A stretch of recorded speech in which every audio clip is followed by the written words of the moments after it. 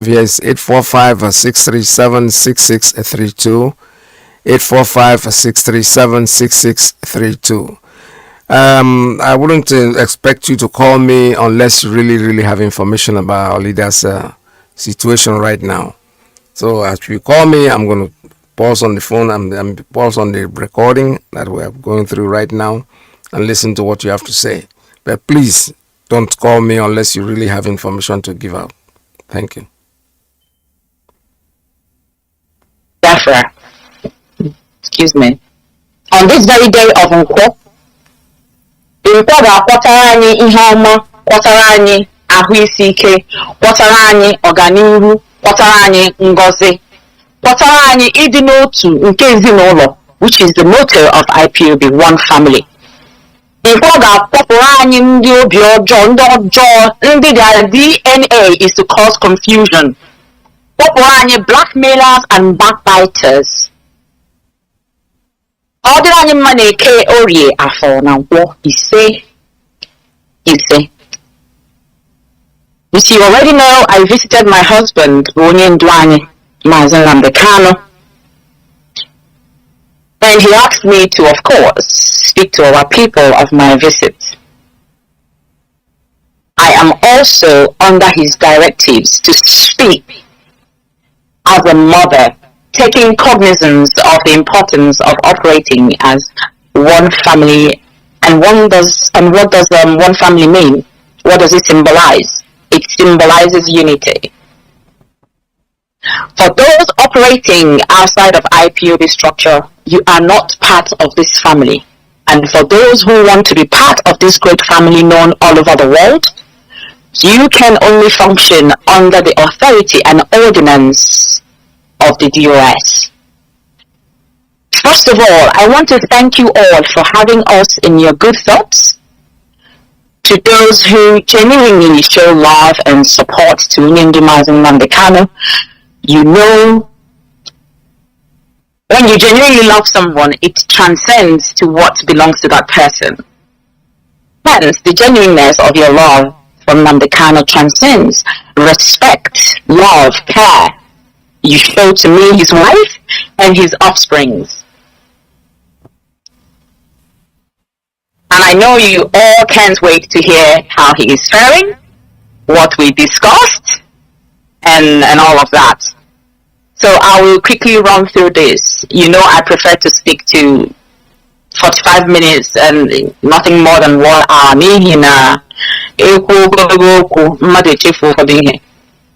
Before Onyange Puchala for 1 hour, I check for the first paragraph of Nyanhuku.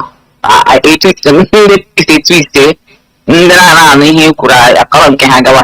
So for this very moment, when I met with Onyendu, he was very happy. He was excited. I was excited.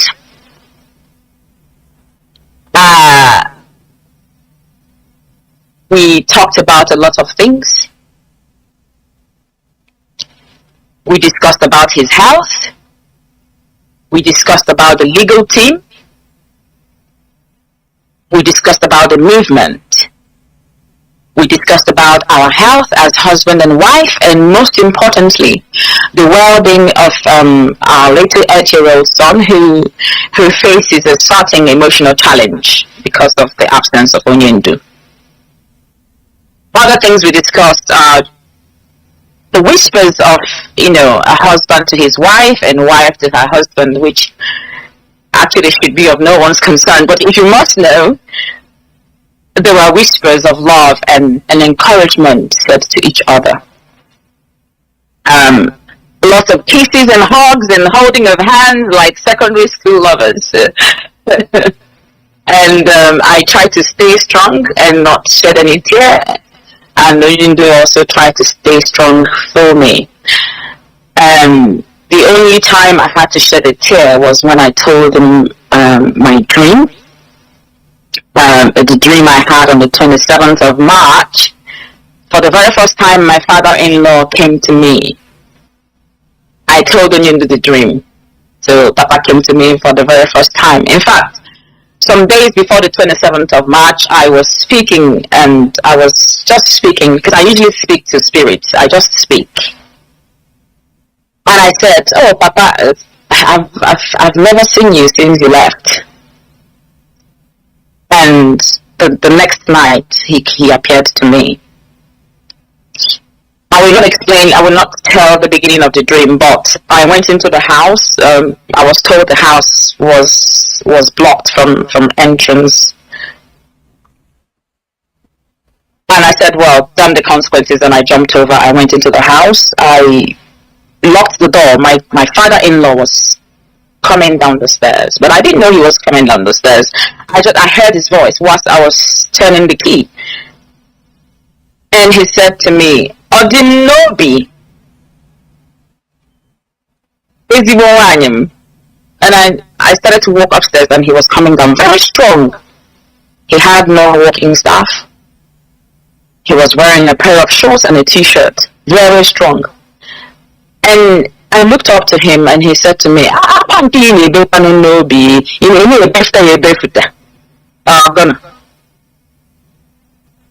When he asked that question, I started to cry. I sobbed. I wept. I started to cry profusely. And he ran down the steps and he held me. He carried me on his thighs and he said, "Oh, ezigbo nwanyị, ijele nwanyị ma ọ dị m n'obi, nwa hụrụ n'anya ọ gịnị, iwe gị dị ọkụ dajụrụ, besia akwa, besia ya. And I was crying this much because I thought someone actually understands the pain. The heavy cry that I cannot cry on the outside, so it's deep down in the heart. So that was the only emotional moment that I had with Onyendu. So I told him the story, I told him the dream. Whilst I was telling him the dream, I was crying, and Onyendu had to clean, clean. He felt the reality of the dream, what it meant. And he said to me, Ndo, it's okay. And that was it. We started talking about other things, and we were holding hands. He just wouldn't let my hands go, and I wouldn't let his hands go either. So now we went on to his health. So I will reiterate what I have said here before. I think the first time I was here on 2022, I mentioned that Onyendu's health, or his state of health, is known to everyone. So everyone knows what Onyendu is going through, or what his state of health is. Excuse me, but he remains the man with one of the sharpest minds I have ever encountered or ever read about in the history of books. His mind is sound and sharp, and he reminded me of things that I couldn't even remember. So when some certain innuendos were going around and talking about Onyendu's mind, I had to say that, and I had to make that clear, very clear. I learned some imbeciles were twisting the things I said, and even Onyendu had to laugh when I told him about playing of chess.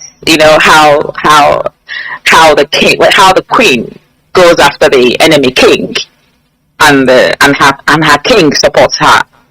So, and it's called in chess, it's called kiss of death. And these imbeciles couldn't read, they don't know what it means, and they went ahead to talk about anyway, that's by the way. So Onyendu laughs. You know how Onyendu laughs at people's stupidity. So he laughs, and that was fun. So I'll go back to business of the day. His mind is sound and sharp. So we talked about, I asked him a question, and he said to me, yes, I adhered to your instructions regarding the 2 out of 3 drugs given to me by the DSS's health department for my heart issue. So the issue here is that Onyendu's heart valve, for it to be corrected, needs or the right procedure for the correction would be a surgery. But to curb the palpitations, they were giving him about 3 drugs, and 2 out of these drugs I learned. In fact, first of all, I constantly raised this very issue with the Foreign and Commonwealth Development Office, that is the FCDO. I constantly raise with them to find out the level of Onyendu's potassium rate, because there's always this potassium level, and I think Dr. Kaji, he asked me a question: what level is this potassium? Is it too high or is it low? Because these are where the dangers lie, and no one has that answer. So I raised that with the FCTO, and as usual, their feedbacks or their feedback yields no joy. All they say is they can only raise the question with the DSS, or they can only raise this concern with the DSS.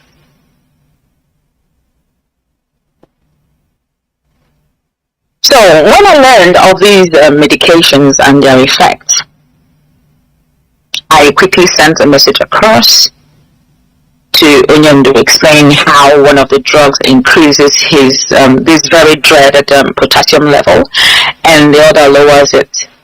And the knock-on effect of this alternating state of the potassium level is palpitations, call it high blood pressure.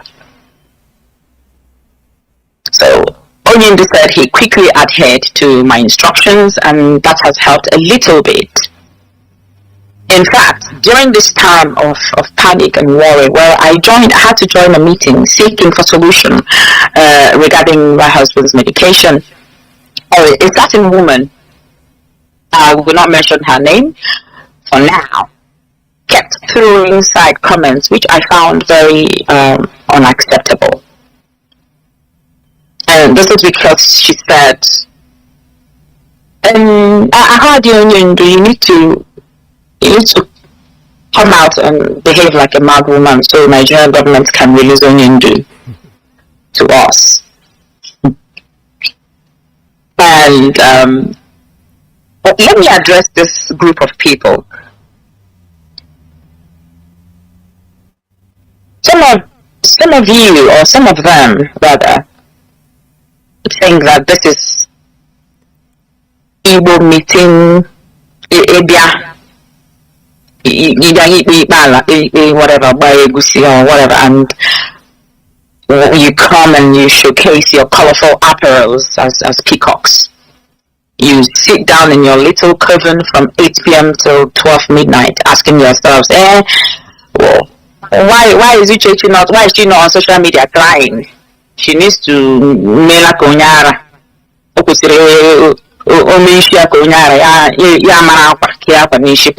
That they are so that Nigerian government will release Onyendu. It means you don't know what you're in, and it means you don't know the reason or the purpose to your joining IPOB. You didn't understand why you joined IPOB. We have come to understand that some of these people are yet to grasp the intricacies of freedom fighting. Go back to some of the broadcasts that Mazi Nnamdi Kanu has made in the past. Nobody is coming to give us Biafra. We will get Biafra ourselves. Maybe if we were from politics or somewhere in Europe or the Europe continent, maybe we would have gotten Biafra, but because we are Biafrans, because we are special, because there is something unique about us, the world is afraid of us. And someone said, "Oh, if Mazi Nnamdi Kanu is citizen of US, they would have come for him." Oh dear. No, they would not have. This is Biafra we're talking about. So before you find yourself in an organization, or before if you come out to join someone for something, you need to understand the purpose of that movement. You need to understand the intricacies. You need to understand what could be and what couldn't, what can and what can't be. We have chosen to use the truth to liberate ourselves and not with weapons, because we cannot afford to lose more lives. So don't forget, there's a body called Amnesty International. They are there to bear witness. N'ihi nke a, anyị na ndị iro anyị ga-achịpụ ya, anyị ga-ahụ isi ya. You were expecting me to come to your tent and tell you what we're doing, because she said, "Oh, you need to tell us what you're doing." How dare you? You clearly marked where you belong. You clearly marked your territory. You clearly marked that you do not obey the instructions of the DOS. And then I have no business with you. You have chosen to extricate yourself from the structure upon which you joined the movement.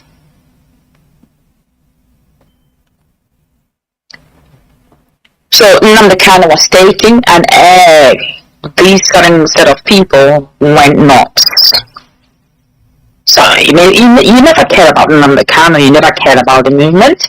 You came for something else, and immediately he was taken, you jumped on that thing, which you don't even know how to deal with it. So in your tent of betrayers, where you all wrapped yourself in your quilt of indiscipline. So in IPOB we say we are whiter than white, and how did we come about that? It is because Mazi Nnamdi Kanu always say that if you do not announce yourself, if you don't tell people who you are, if you don't mark your boundaries, nobody will understand it, nobody will know. And that is why when you come around me, I tell you that I don't like indiscipline. If you are not disciplined, you cannot work with me.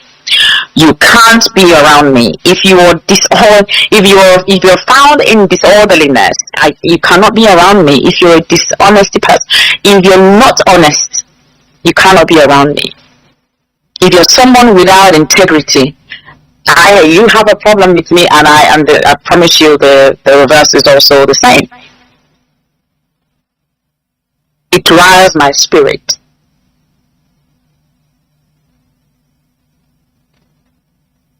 So Onyendu took my instructions based on that, and he felt a little better.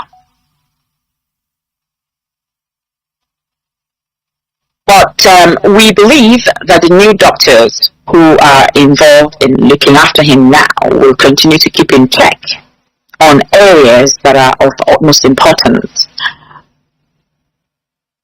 You must also know that the British government, with Mazi's health and everything, they are still playing their paper tiger game. They're still pretending that they are paper tigers. They are not doing anything. But that will not stop us from knocking on their door and continue to tell them that we are watching, and they will not have any other choice but to do the right thing. So that is regarding Onyendu's health. Now, on the legal team, I know this is where everybody is looking out for. This is where everybody wants to know what is going on.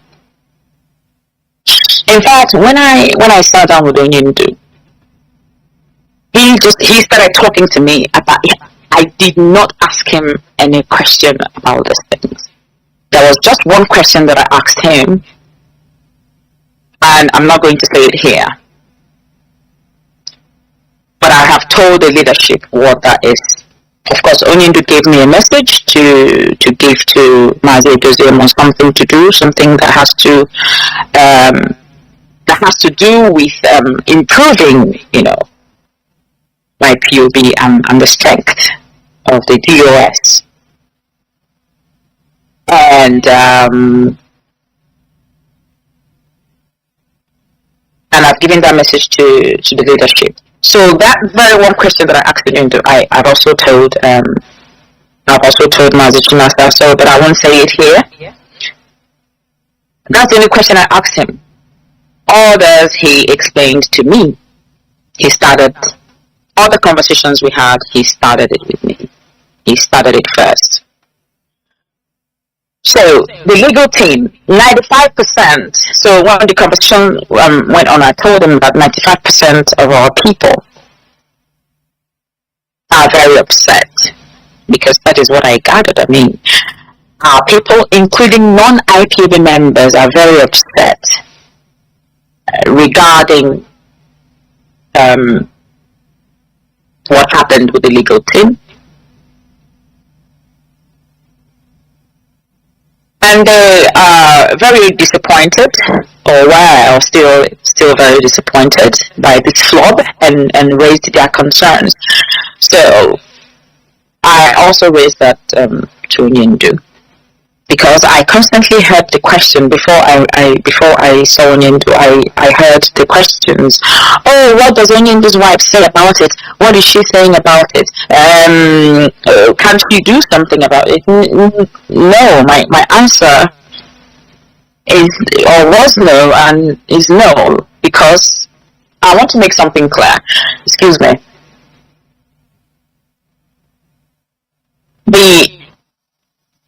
I only have the authority to make a decision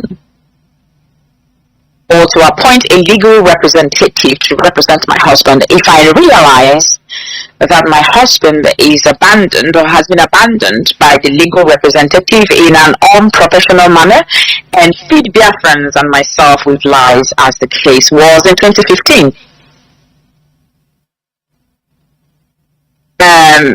I know I mentioned in the past I'm writing a book, and everything, like I said, that has ever happened between myself in my life, ever since I got married to Mazi Nnamdi Kanu, will be found in the book. Is the book that even people all over the world are looking forward to reading, because it tells you about the art of surviving. It tells you that living is an art.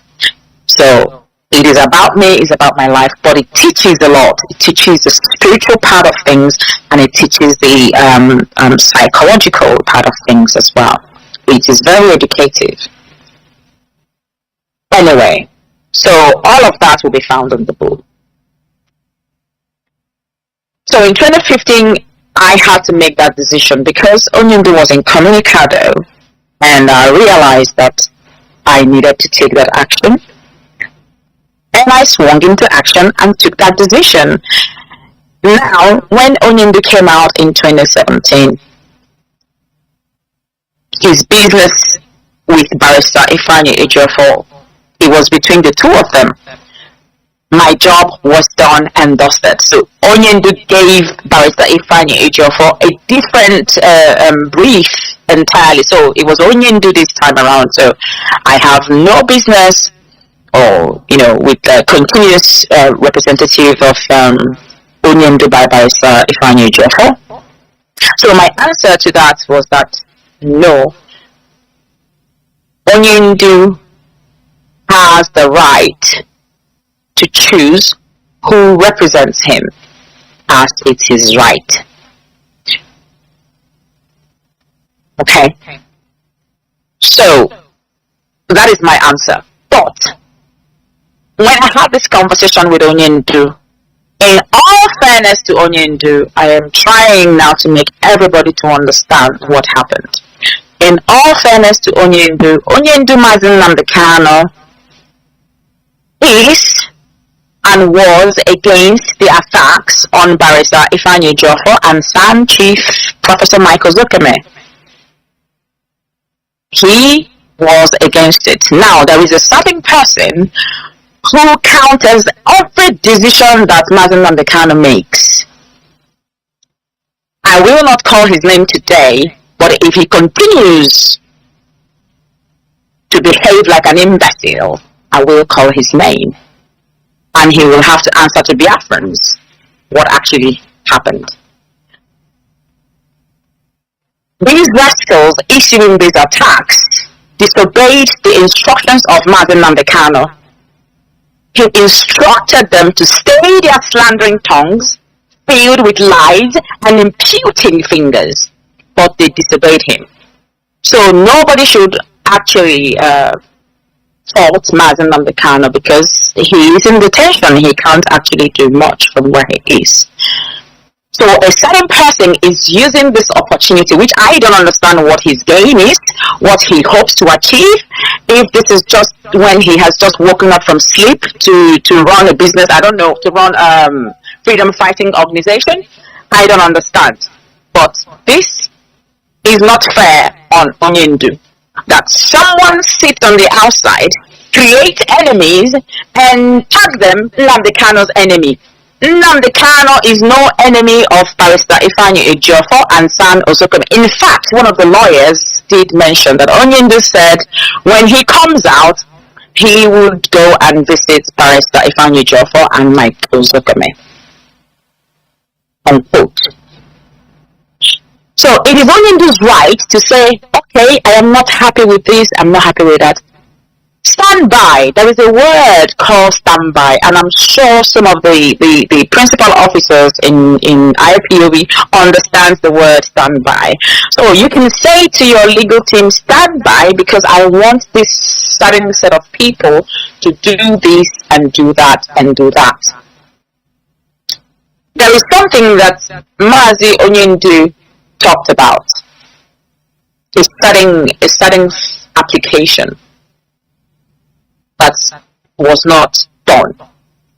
But that application is evident, it is there.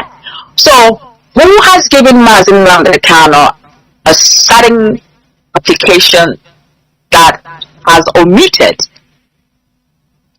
what Barrister Ifeanyi Ejiofor and his team filed? That is the question. Okay, so my husband said to me, don't get me wrong, I have no problems with Chief Osokome and Barrister Ejiofor. So this is for the people to understand. Because it was a question that, to be honest, I was not even talking about, because I have so much to deal with. So all I get is, this is what I've done. I get a report from the legal team. This is what I've done. This is what we've done. This is what your husband said. And this is our next step. And I bear it in mind. It is for my knowledge. It is for me to keep up with what is going on. Just in case I go in for interviews. I had no decision whatsoever. I had no authority whatsoever to tell them what to do. Okay. So, when he said to me, I have no problem with Chief Osokome and I have no problem with Barrister Ejiofor, that he still holds them in high esteem. However, I understood that he may have acted on that advice or on advice to take the decision to change his legal team. And I hope everyone is making a headway. I mean, you understand what I'm saying. So I understood that Onyendu may have acted on an advice to take the decision to change his legal team, which he yielded to for reasons which are not well seated with me, as the evidence, just as I mentioned a few seconds ago, is patent. Or reasons are just best known to him. Though I had equally offered my advice as his wife in that regard, I hopefully expect a better outcome in the coming time.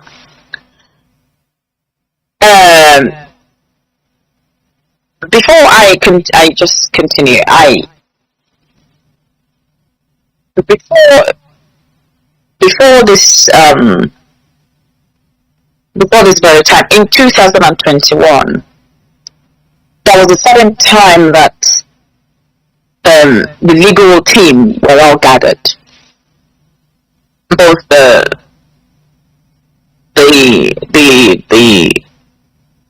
well, the legal team, both Barrister Jafo and the current legal team now. And I spoke to them. And I said to them that Nnamdi Kanu is the tree that all of you have come, I mean, you're representing him. I asked this person, do you have a problem with this person? He said no. And I asked the other person, do you have a problem with this person? And that person said no.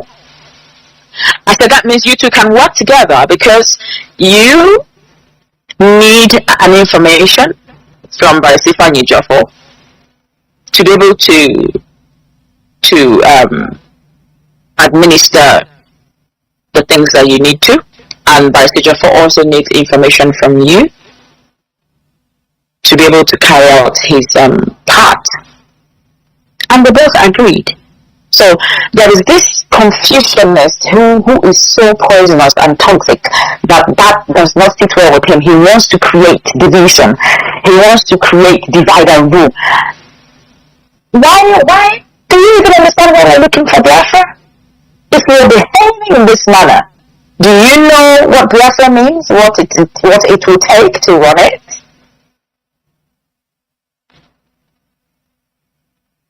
So you find out that this is the poison spread across by, I don't know, this sadism. I'll leave that for now.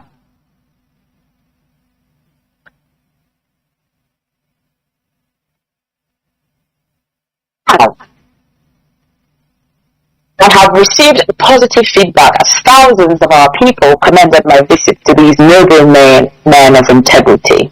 Thousands of our people. I mean, with the event of things, circumstances, I am not able to go on social media because before you even know when, I had no idea we were in May already.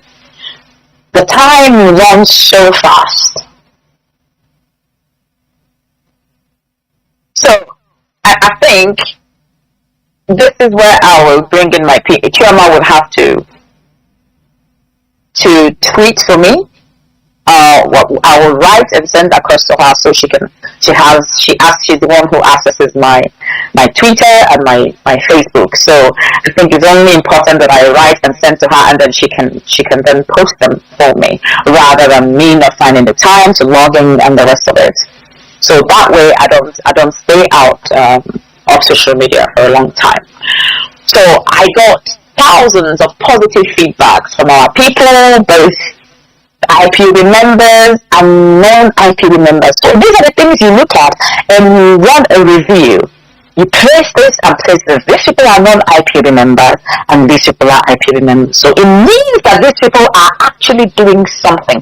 It means that these people are found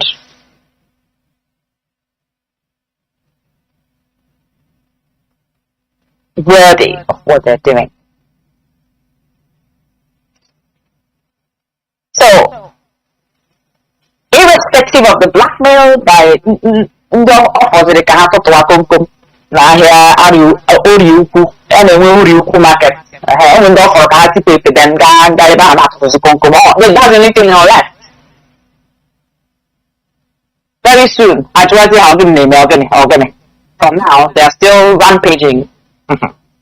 So irrespective of all the blackmails and the rest of it, so Chioma is busy. Chioma just had a baby. In fact, Biafrans, Chioma had a baby in December, and Koronka didn't allow me to tweet it.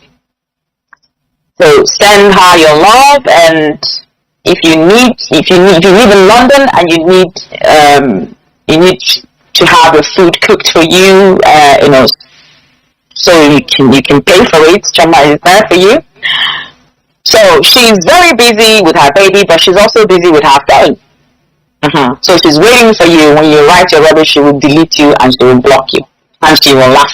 And she will call me and say, I've deleted one imbecile. Yeah?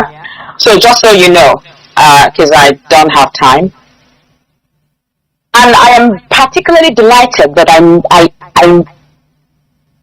that I offered my visit. I mean, this very visit offered me the opportunity to visit these two legal giants. For the very first time, I saw Professor Michael Zokeme-san and Barrister Ejiofor, to thank them most profoundly for their thankless services and overwhelming victories they recorded in my husband's case, which I felt are not well acknowledged and appreciated for. Not well acknowledged and appreciated for.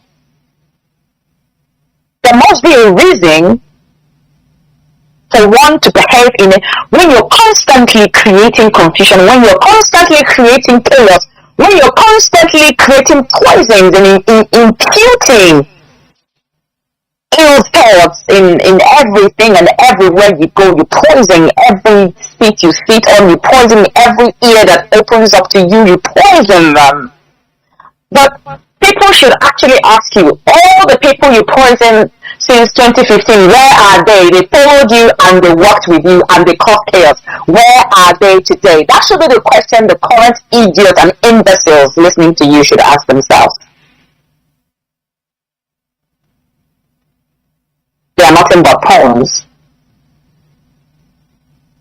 So these noble giants, Mike Ozokeme and Barisifanyi Ejiofor, they are not well thanked. They are not well acknowledged. They are not well appreciated for their thoughtlessness, for so much that they're putting. And this man has had his life in danger for over the years. For years, come 2015, when Barrister Ifeanyi Ejiofor came on this case, his name was announced on the radio. People were ringing him. If you go to court, we will kill you. We will do this. We will do that. We will do this. This man has endured so much.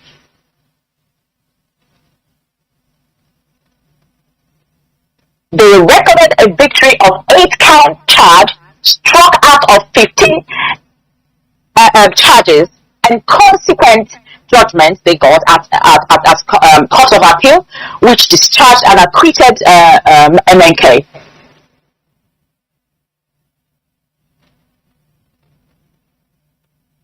And let me lay emphasis that this said Court of Appeal judgments still resonate most profoundly till today.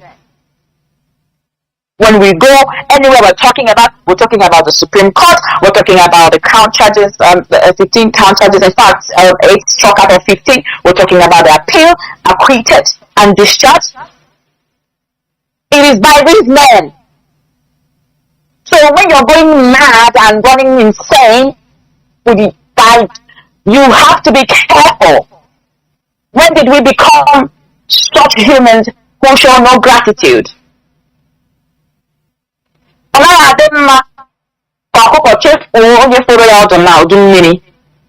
one thing you must understand is that in the sphere of supernatural, there are repercussions of ingratitude. And you should also know that ingratitude stems from a deeper part of your mental state. It comes from this sadness. You don't have Ojujuafo. So we must desist from this insanity. And on the current legal team, who are now representing Onyendu, Mazi Nnamdi Kanu, my advice is to focus on the task of securing the release of Onyendu Mazi Nnamdi Kanu diligently and professionally, professionally. Because when you begin to run around and gossip and tell stories and instead of you to carry out the message, you first of all go and report to somebody who tells you, just do it. I promise you, if you don't do your job professionally, you will not like the end. It's a promise. You will not like it. Pushing the case, you need to understand what you are expected to do in court and how to behave. Totally refraining from meddling in IPV issues, all this is, engaging in unnecessary media tantrums, playing to gallery, and needless distractions, which tend to undermine the seriousness and character of this case. This is a high-profile case.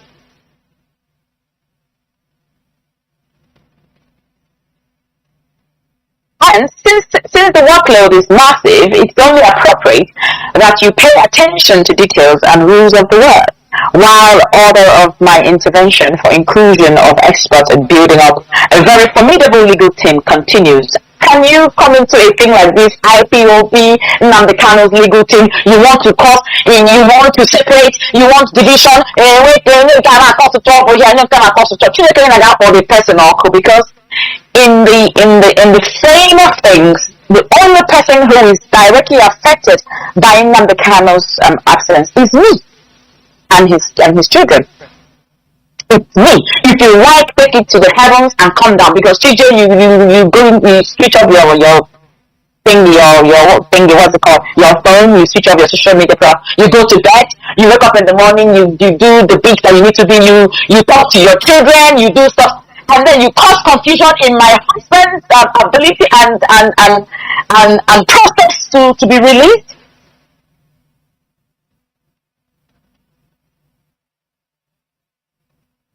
There is limit to what I can take. There is limit to my quietness. In fact, you should be afraid that I am quiet. That should bother you. And that brings me to the heart of the solution of Onyendu's current situation. It is evident that this is a case of political solution. But that does not mean we will allow Nigeria government to continue to bask in their impunity of disobeying court orders. So with the current legal team, we will continue to meet them. That is Barrister Aloy and his team.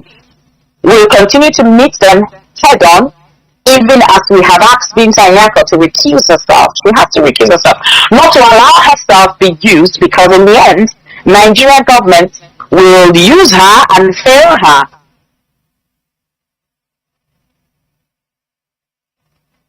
So we will continue to ask her to review beyond all reasonable doubt or recuse herself. Howbeit, only a stupendous ignoramus will continue to feign obliquity of the required steps we need to achieving a political solution. This is the political solution, of course. But when you look at the word political solution, what does it mean? It means the elite, the people. It means the political status. Caller, are you there? Tell us your name and where you're calling from. Yeah, very quick one. Mazi, it seems that this is not going well for our leader side for this case, Mazi. It seems that our leader is answering question on himself by the judges. So we don't know what is going on. We are looking for the special counsel. We don't know. How can they have a special counsel and the judge is asking question and is answering that question? Is it proper? Maz, we don't know what is going on. Maz, this is a quick one. We are watching. We'll see what it goes. I'll give you feedback as this is progressing. Thank you. All right. Thank you very much. Thank you so much. Anybody that has information, we are all here, all ears to listen.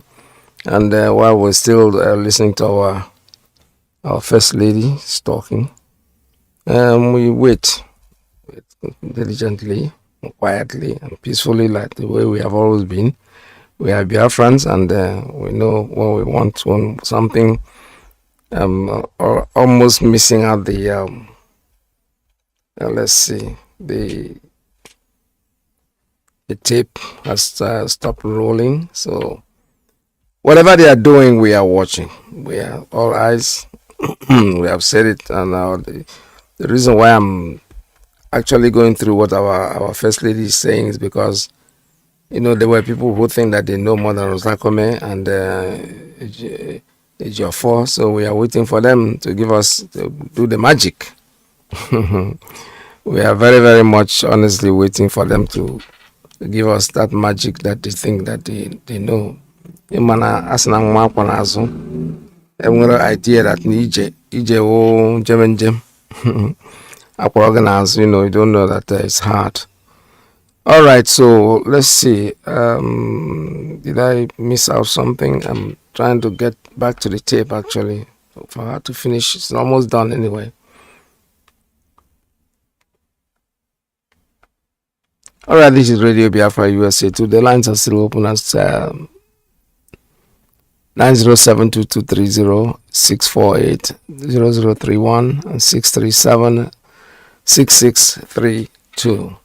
Unfortunately, I can't get back to the tape, but at least I can use other subsidize with our music. And while we are still waiting, please make your calls. We are very anxious to know what is going on with our leader. Even if it's not on this program, I'm sure that by the time USA 1 will come in, we'll probably have gotten some more information and know exactly what's up. I'm going to see how they're going to go on this nonsense, because when I listen to our first lady, what she has said, she said it very, very clearly. There are people out there who think that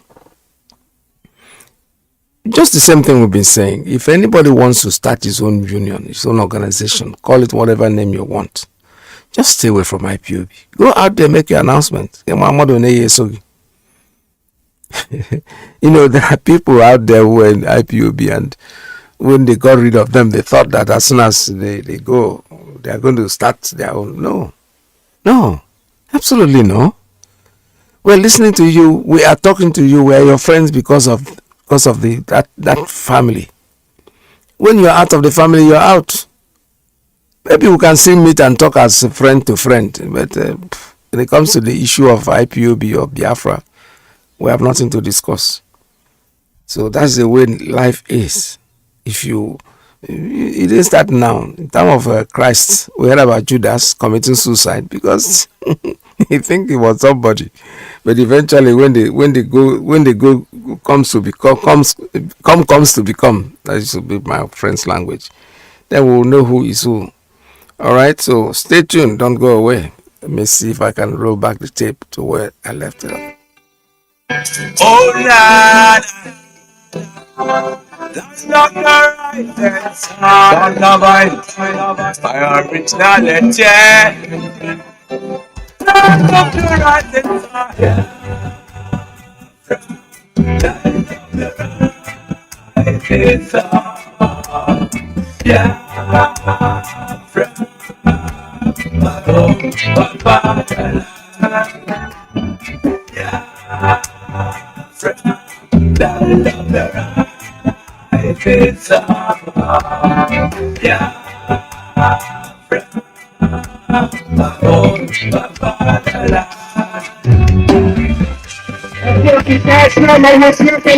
answer. Children of the Most High, born by the name of God, the Creator, wise men from the east, south, and the middle, great Biafran people. We're taking to our God worship and we lost the faith of our God, and that we want Lord tonight, God worship God. The British entered then, trading on the night, exploiting your people, trading by barter. You give me back all your land. That's true to the end day.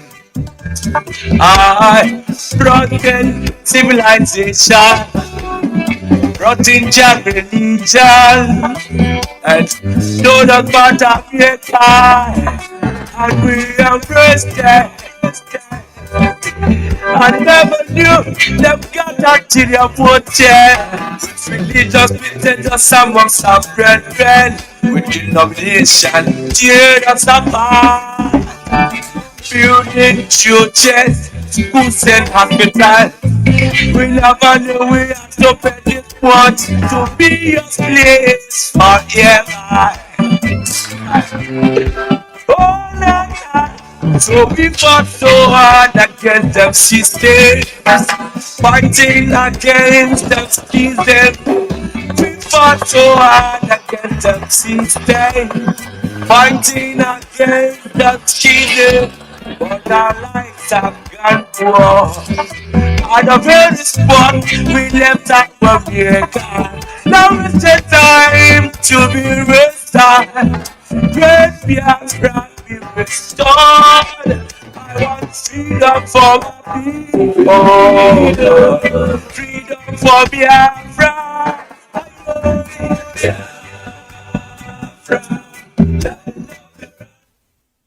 When you know how much this DOS has put in, you know how much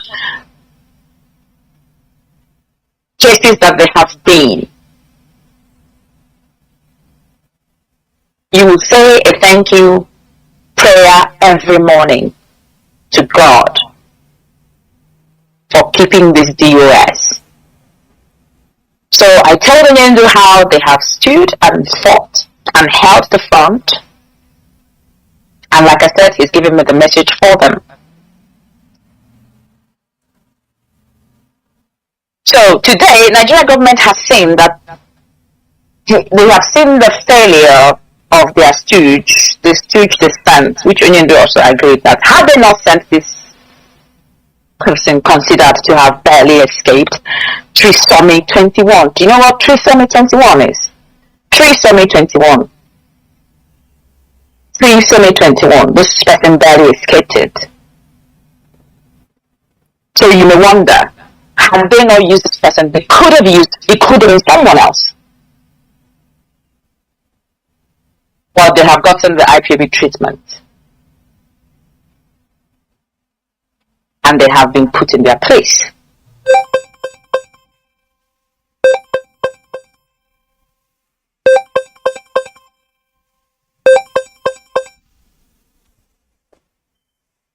And they have been put in their place. So now I am under the directive. So before the people who jump, I think I've gone 1 hour now, so I will rush this. I am under the directives of Onyendu Mazi Nnamdi Kanu to speak as a mother. And of course, I am a mother. And I have specific rules and limits which I use to promote effective discipline. And like I mentioned earlier, if you don't introduce yourself, if you don't tell people who you are, they will not know. Some will encroach into your territory, some will cross their boundaries, and some just would misbehave. So when a mother chastises and advises her children, she sets specific rules and she sets limits to promote effective discipline. I don't like it when someone is not disciplined. I'm very, very, very finicky. You have to speak in a certain way, you have to behave in a certain way. That is why I don't have friends, I don't keep friends, because one misstep I will tell you to just get out of my sight and I don't want to see you again, and that's it. So there is this book that I read. It's about it aligns with my values. It aligns with my life. So I kept that in my head. It's about, I think that will be found in my book as well. It's about the art of strategy. Then it talked about where I stand. So as a mother, I stand under specific rules and limits because I want to promote effective discipline. And how do I do that? I do not compromise when it comes to something that is right. I stand by it. My father-in-law, I'm just like my father-in-law. He tells you the truth. He likes the truth. He does not mess about. He does not beat about it. And that is it. He's a man of peace, or he was a man of peace. I am a woman of peace, but it does not mean that I cannot war you. I have war in me. I have war. But being married to Nnamdi Kanu, not even being married to Nnamdi Kanu, since 2015, when he was first arrested, and I was pregnant with Nnamdi Kanu, it was when I became reformed. I started to train myself to become a certain person. So that is why my father-in-law was asking me why I cry in the heart, because I am not known to cry in the heart. I am known to bring war. I bring war. I will war. You could be 20 and I will war you. That is me. But being in this movement that Nnamdi Kanu, my husband, leads, I see our people who truly love this man, who truly love the idea of self-determination. I began to review things. I began to review circumstances. I began to train myself on reactions, especially in the public.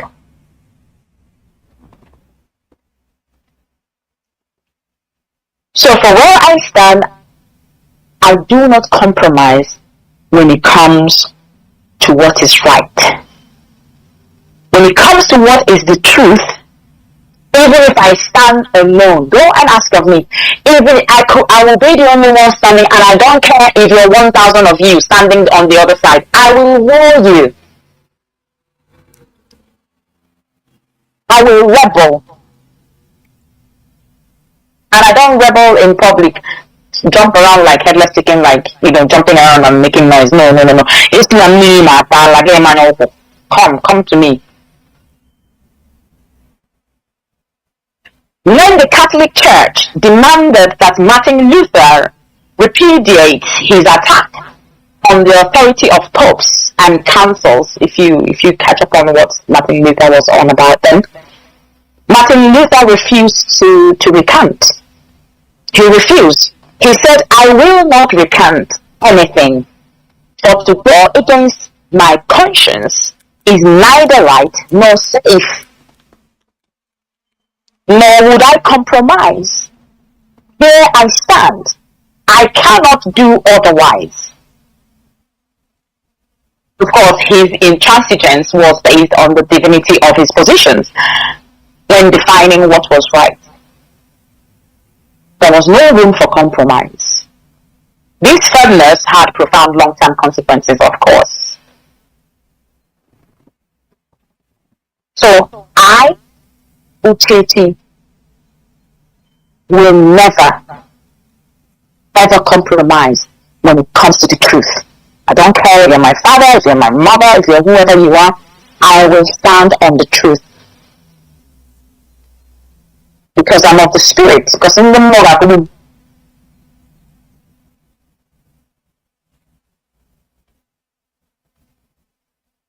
So as a mother, I will reinforce desirable behavior. So I praise positive behavior. If you're doing well, I will praise you. And if I catch my children being good, I will praise them. Oh, you're doing very well. Jisike. And I avoid threatening without exacting consequences. I just can't be going around threatening like a mad dog. Why would I be threatening a human being that God has created in his own image, a human being who sleeps like me at night and wakes up like me at night and sits and eats like me? I do not have the right. So for any time I release a threat or I want to do something, I will exact that consequence because the person must have pushed me to the limit. So as a mother, I consistently apply rules. Now, these things I'm saying, this is how I train Nabikem. You need to see Nabikem. He does not speak. If you tell somebody shut up, Nabikem wants to know, why are you using such words? Why are you being rude?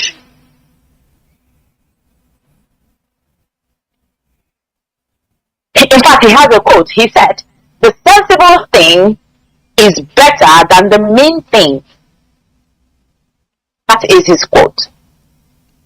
So rather than you being mean, being silly and all, what is the right thing? Ask yourself and do it.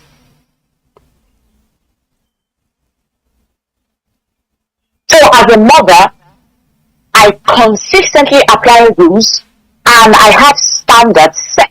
And these standards are unreasonable stone as it requires only common sense and morality. As a mother, I have borne so much. I have carried so much burden, knowing we have lost a lot of lives. I have contained so much rage to make sure I do not let down those who look up to me.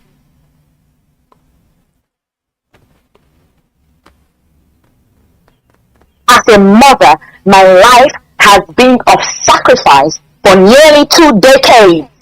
2 decades is 20 years, yeah? For nearly 2 decades, yet I have stayed my tongue and have held my peace as it is of the waters.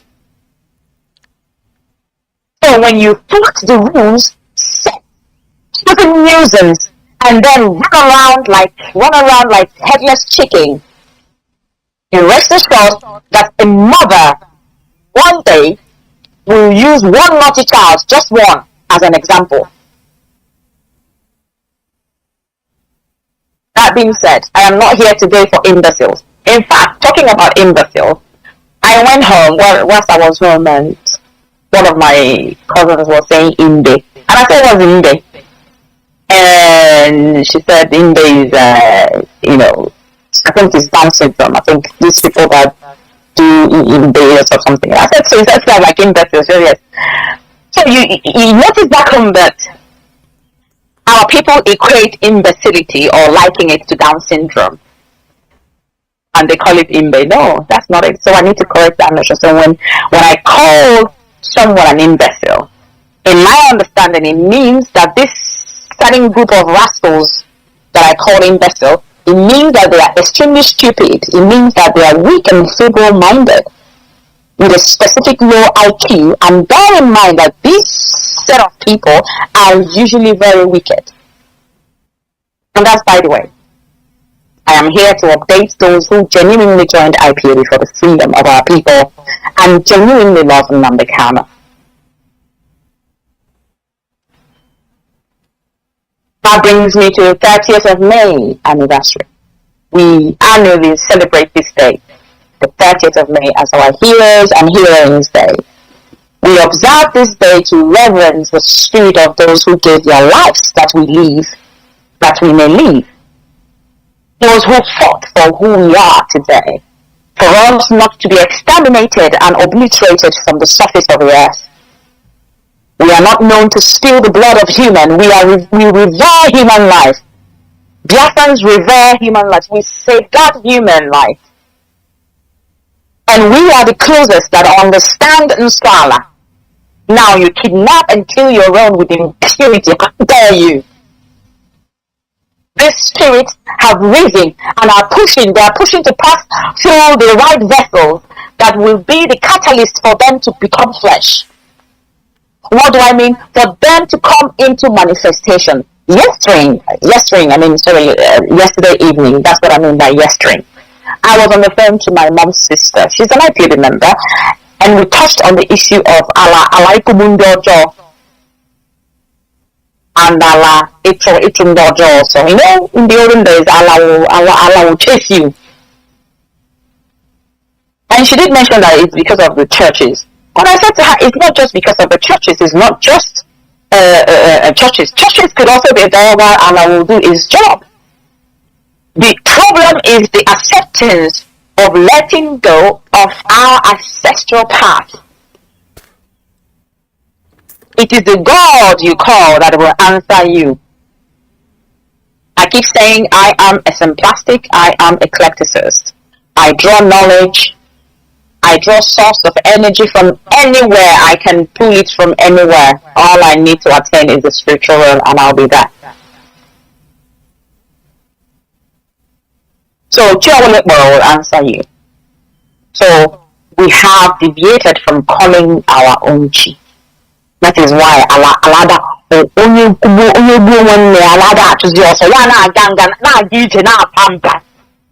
spirit room.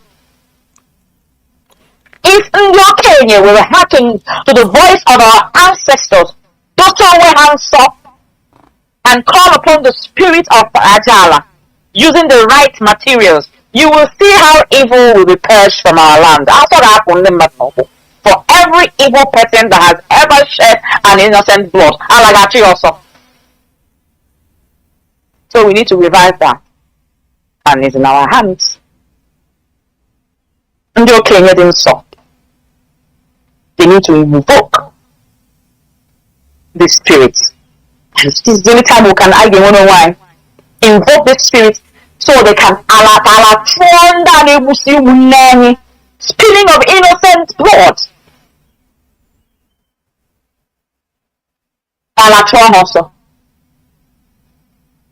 So we have our solution.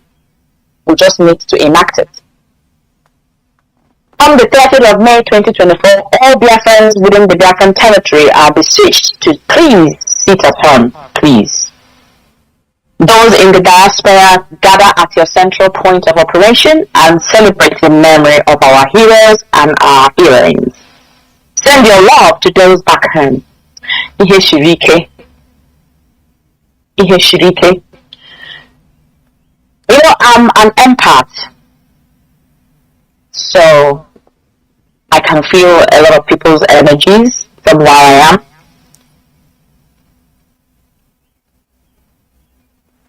So let's try and send our love to people back home, no matter how little. There's always someone it will be enough for. As we continue to go in the coming months, if there's anything I need to let the Biafrans know, I will do that. I will also continue to tweet and post via Chioma on my path, which is my empath path, if that makes sense. I will once in a while teach, coach people, and talk about surviving as an art, living life as an art. Having said that, I thank you all for listening. I thank you for your time. I thank you for your courageousness. I thank you for your strength. I thank you because without all of you, without those listening, those that write, those that make videos, pushing this good news, because this movement is good news. It is filled with tribulations because no good thing comes easy. But when we will achieve our goal, it will become good news. So it's a good movement and it's a noble one at that. So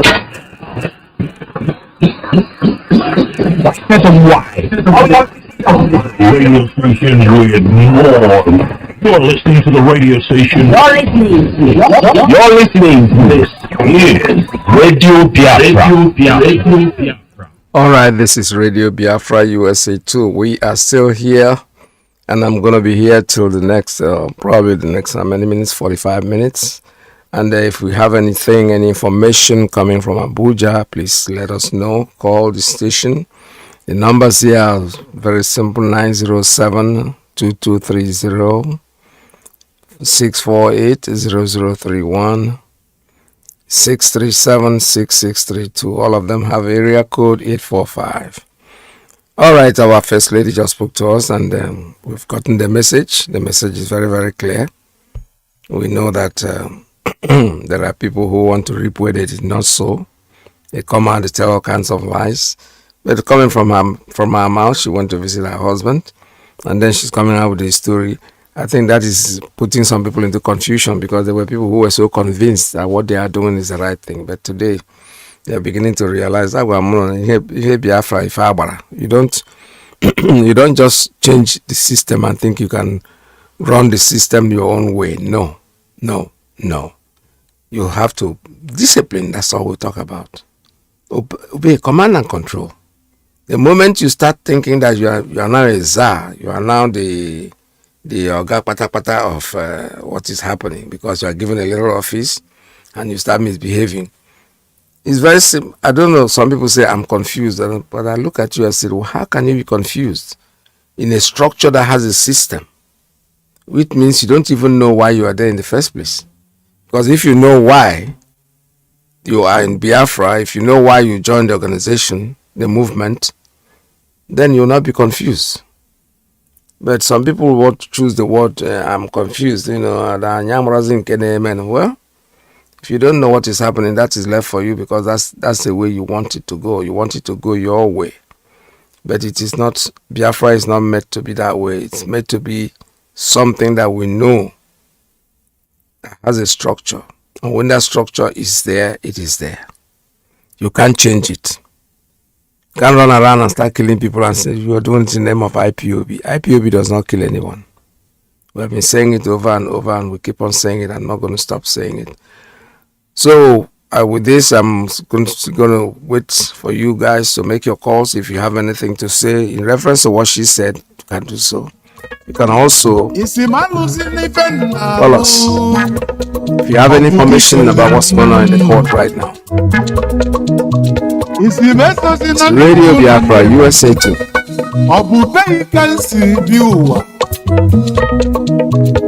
Onye chi na dịrọ n'isu nwanne ife dakwati m onye ọbụ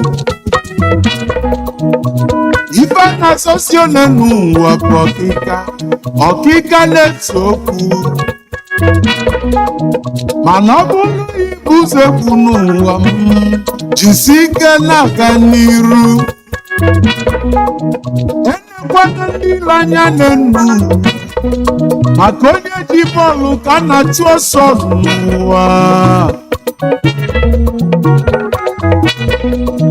sọsọ fife ka ị ga-eme ndị ilo welu sọsesi bili rizọtụ na-eme ndị ilo n'ụwa pakụja ekwekwana ka pakwudogo ofu ebe 10 years to come. Other people think Johnny Kofu 10 years to come. Just people people constant in life. And everyone not early. Makana mwosu tasye yonenu. You will if you put it off weapon. Well, 30 years. Man, you put a junk on the noon. I need you to walk on your wooden deal. Okay, okay, we're not done. You do say,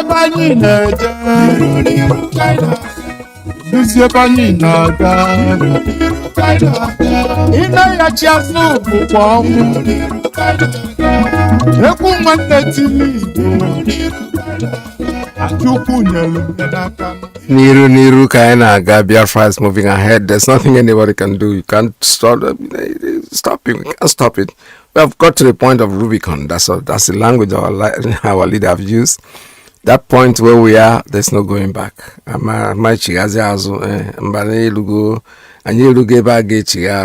if you think that you can draw us back. No, you're wasting your time.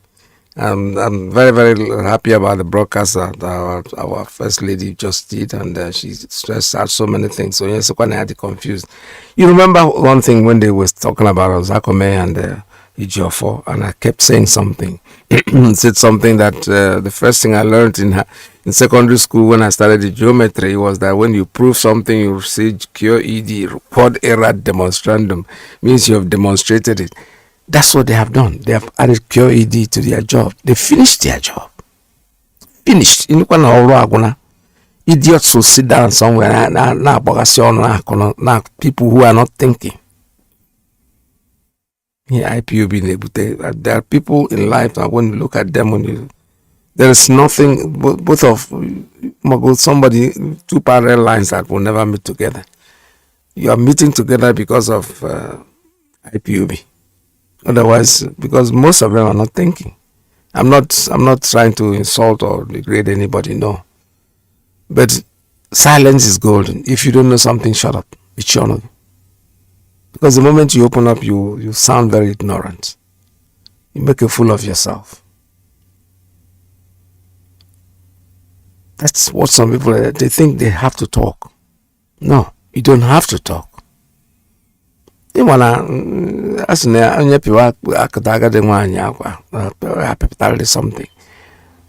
To hide your ignorance, the best thing is to be quiet. Because when you keep on talking and talking and talking and you're not making any sense, then you know you're not making sense. Caller, good morning. Tell us your name and where you're calling from. Yeah, Mazi Peters Tutoma. Good morning. Welcome to the program. IPOB, one big family. IPOB, one big family. IPOB, one big family.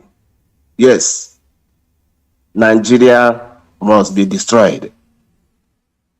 Our leader is on it now.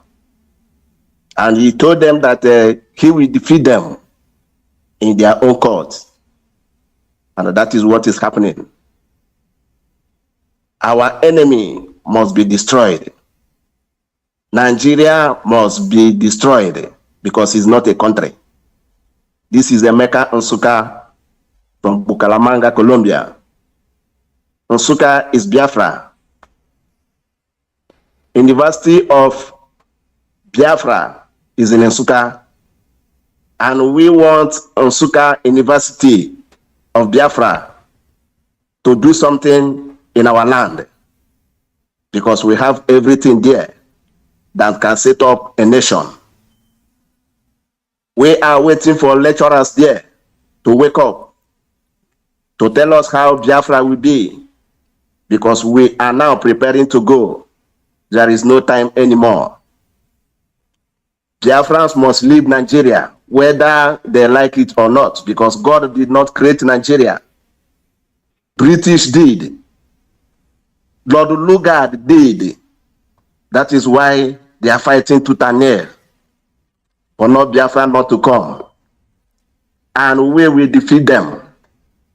British must be put to shame because our people, Igbo people, must leave Britain and come back to Biafra land. Anywhere Igbo man, Biafrans are in the world must come back to their land. Because enough is enough. We cannot continue to be scattering all over the world. They are disgracing us with the Nigeria passport. Umuchineke, using fake passports. And some people are there jumping up and down because they have British visa, because they have US visa. They can go there at any time. But your land have nothing. No railway, no metro, no light. But you people will go to London and be clapping hand. Yes, I'm in London, videoing another man's country, putting it on social media so that people will know you have visa to go to London. But you forget that it's London that put you in that condition. Mad people everywhere. Thank you. Our leader must destroy that country because he knows the system of Britain. And we, IPOB, that know what is going on, we stand with him. All the enemy will be disgraced. Yes. All right, my brother. I think I'm receiving a call from the court. So let me go through it. All right. Thank you very much. Let me take this one. Caller, good morning. Tell us your name and where you're calling from. This is like a media. Okay, let's see. Caller, good morning. Hello. Hello? Yes, the lines are open for you. Hello? Yes, good morning. I can hear you. Yeah, good afternoon from here. How are you doing? I'm fine, thank you. On air. It's Radio Biafra USA too. I'm there. There.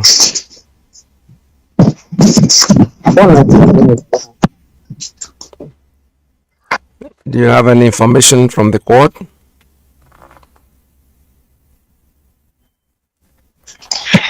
Hello? Yes. Hello? Yes, go ahead. Okay. Good afternoon, Biafrans. The loss of freedom, I greet you all. Mazi, they just finished Mazi Nnamdi Kanu court case at Federal High Court Abuja. Yes. Now, and our barrister have addressed Biafrans and is on Biafran television right now. So what transpired today in court is that the prior judge didn't denied Mazi Nnamdi Kanu bail today. So despite everything, they adjourned the court case to 19th of next month. Okay. So that's the outcome. So they granted him bail, right? No, they denied him bail. They denied him bail, yeah.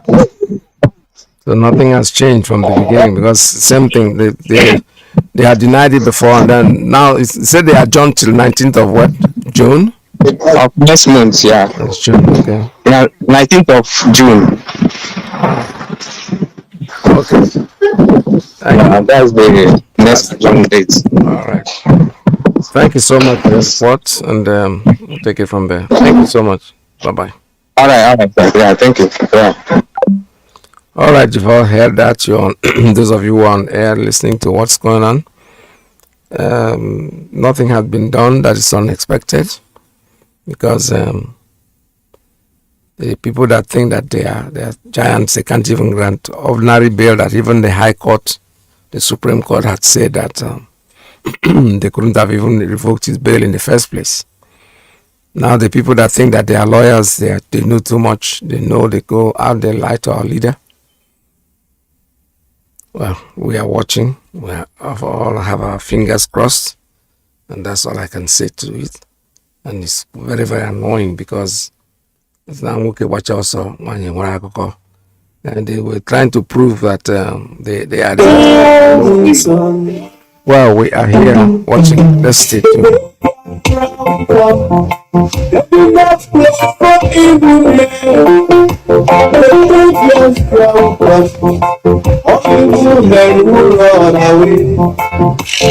All you governors, all you bad politicians, listen to my voice. The plan is coming very soon. Are you happy? With your heart, I'm gonna do this for you. The plan is coming very soon. Baba, cry no more. Baba, cry no more. I'm gonna do this for you. The plan is coming very soon. Oh, Biafra, the land of rising sun. Biafra, Biafra, Biafra, the hope of all Africa. Maybe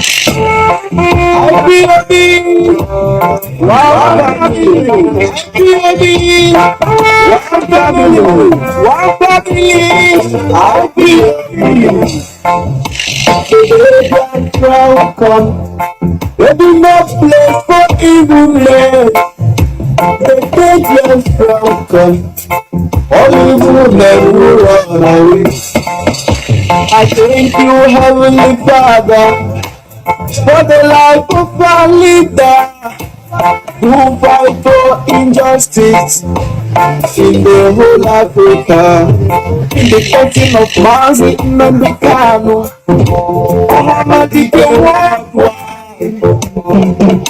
I'm praying for you, God will surely reward you. What our politician cannot do, what our saboteur cannot do, what our governors cannot do, He has done it for us. That evil is security network in the whole of Biafra land. We are happy, we rejoice now, there is protection in our land. Oh, Biafra, the land of the rising sun. Oh, Biafra, is our motherland.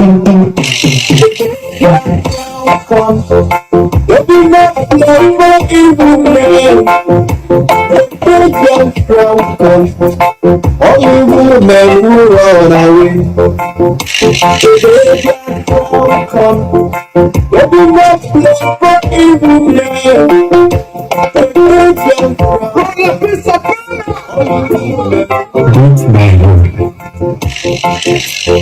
The land of the sun.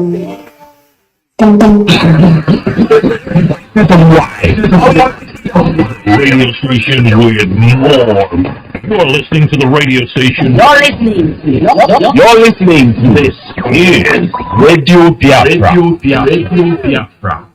All right, one more time I say welcome to another live broadcast. You all heard what transpired in court today with our leader. And so far, that's what we have heard. They've not refused him bail. They refused to grant him bail, but they've adjourned the case till the 19th of next month. You see, when they keep all these adjournments, they think it's going to change anything. It is not going to change nothing. We will get our independence, we'll get our freedom, whether we like it or not. Our leader is going to win them in their own court, the promise he made, and that promise is being fulfilled gradually. I have a call. Let me take this one. Caller, good morning. Tell us your name and where you're calling from. There we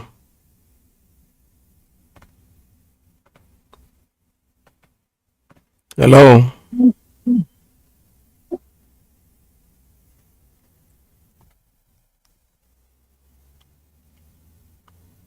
Hello. Your line is still open. I'm not hearing you. All right, maybe you have to call us back when you're ready, because the line is open, but we're not hearing your voice. Caller, good morning. Another caller. Okay, hang up. Biafrans return to farms, invest in agriculture. Have you ever paused to question the importance of self-sufficiency in food production, food self-sufficiency, or the ability of a nation to feed its own people from its own resources, plays a pivotal role in securing a country's future. It's more than just filling our bellies. It's about nourishing our economy, our workforce, and our independence. Imagine being at the mercy of external sources for your daily bread. It's like a constant game of tug-of-war at where your sustenance is the rope. Any moment the balance could tip and you'd be left scrambling for resources. This reliance could pose potential threats to national security and economic stability. Outsourcing our food needs puts us in a vulnerable position, susceptible to price hikes, supply chain disruptions, or even political manipulations. But let's flip the coin and look at the benefits of self-sufficiency in food production. Firstly, it empowers... Good morning, sir. Welcome to the program. I'm greeting all Biafrans by saying good morning, good afternoon, and good evening. My name is Mazi Nnamdi Kanu. the truck pusher. Welcome to the program. I'm wishing all Biafrans well, more especially IPOB family members. These have shown the world who we are. Now, igosi ụwa na ọbụrụ IPOB abụrụ organization ụmụaka ma ọ bụ nke eji ezu egwu. Our leader today has shown the world that he is equal to the task by defending himself in the court of law, Nigerian court of law. That is the criminal court we have in the zoo. I saw our leader standing, defending himself. That means you don't have a lawyer standing on his behalf that comes to defend him, to show them that our leader is equal to the task. And that is to show that we have everything, all it takes to have our own nation, Biafra. And it is coming. It is mandatory. I always hear you saying that it is a must. As Peter, that your word must come to pass. It must. That Biafra is coming. Makarani Yes. Biafra oku. That is Biafra for our enemies. They have put in the fire inside their pocket. And very soon, the fire will hurt them. Both men and women among them.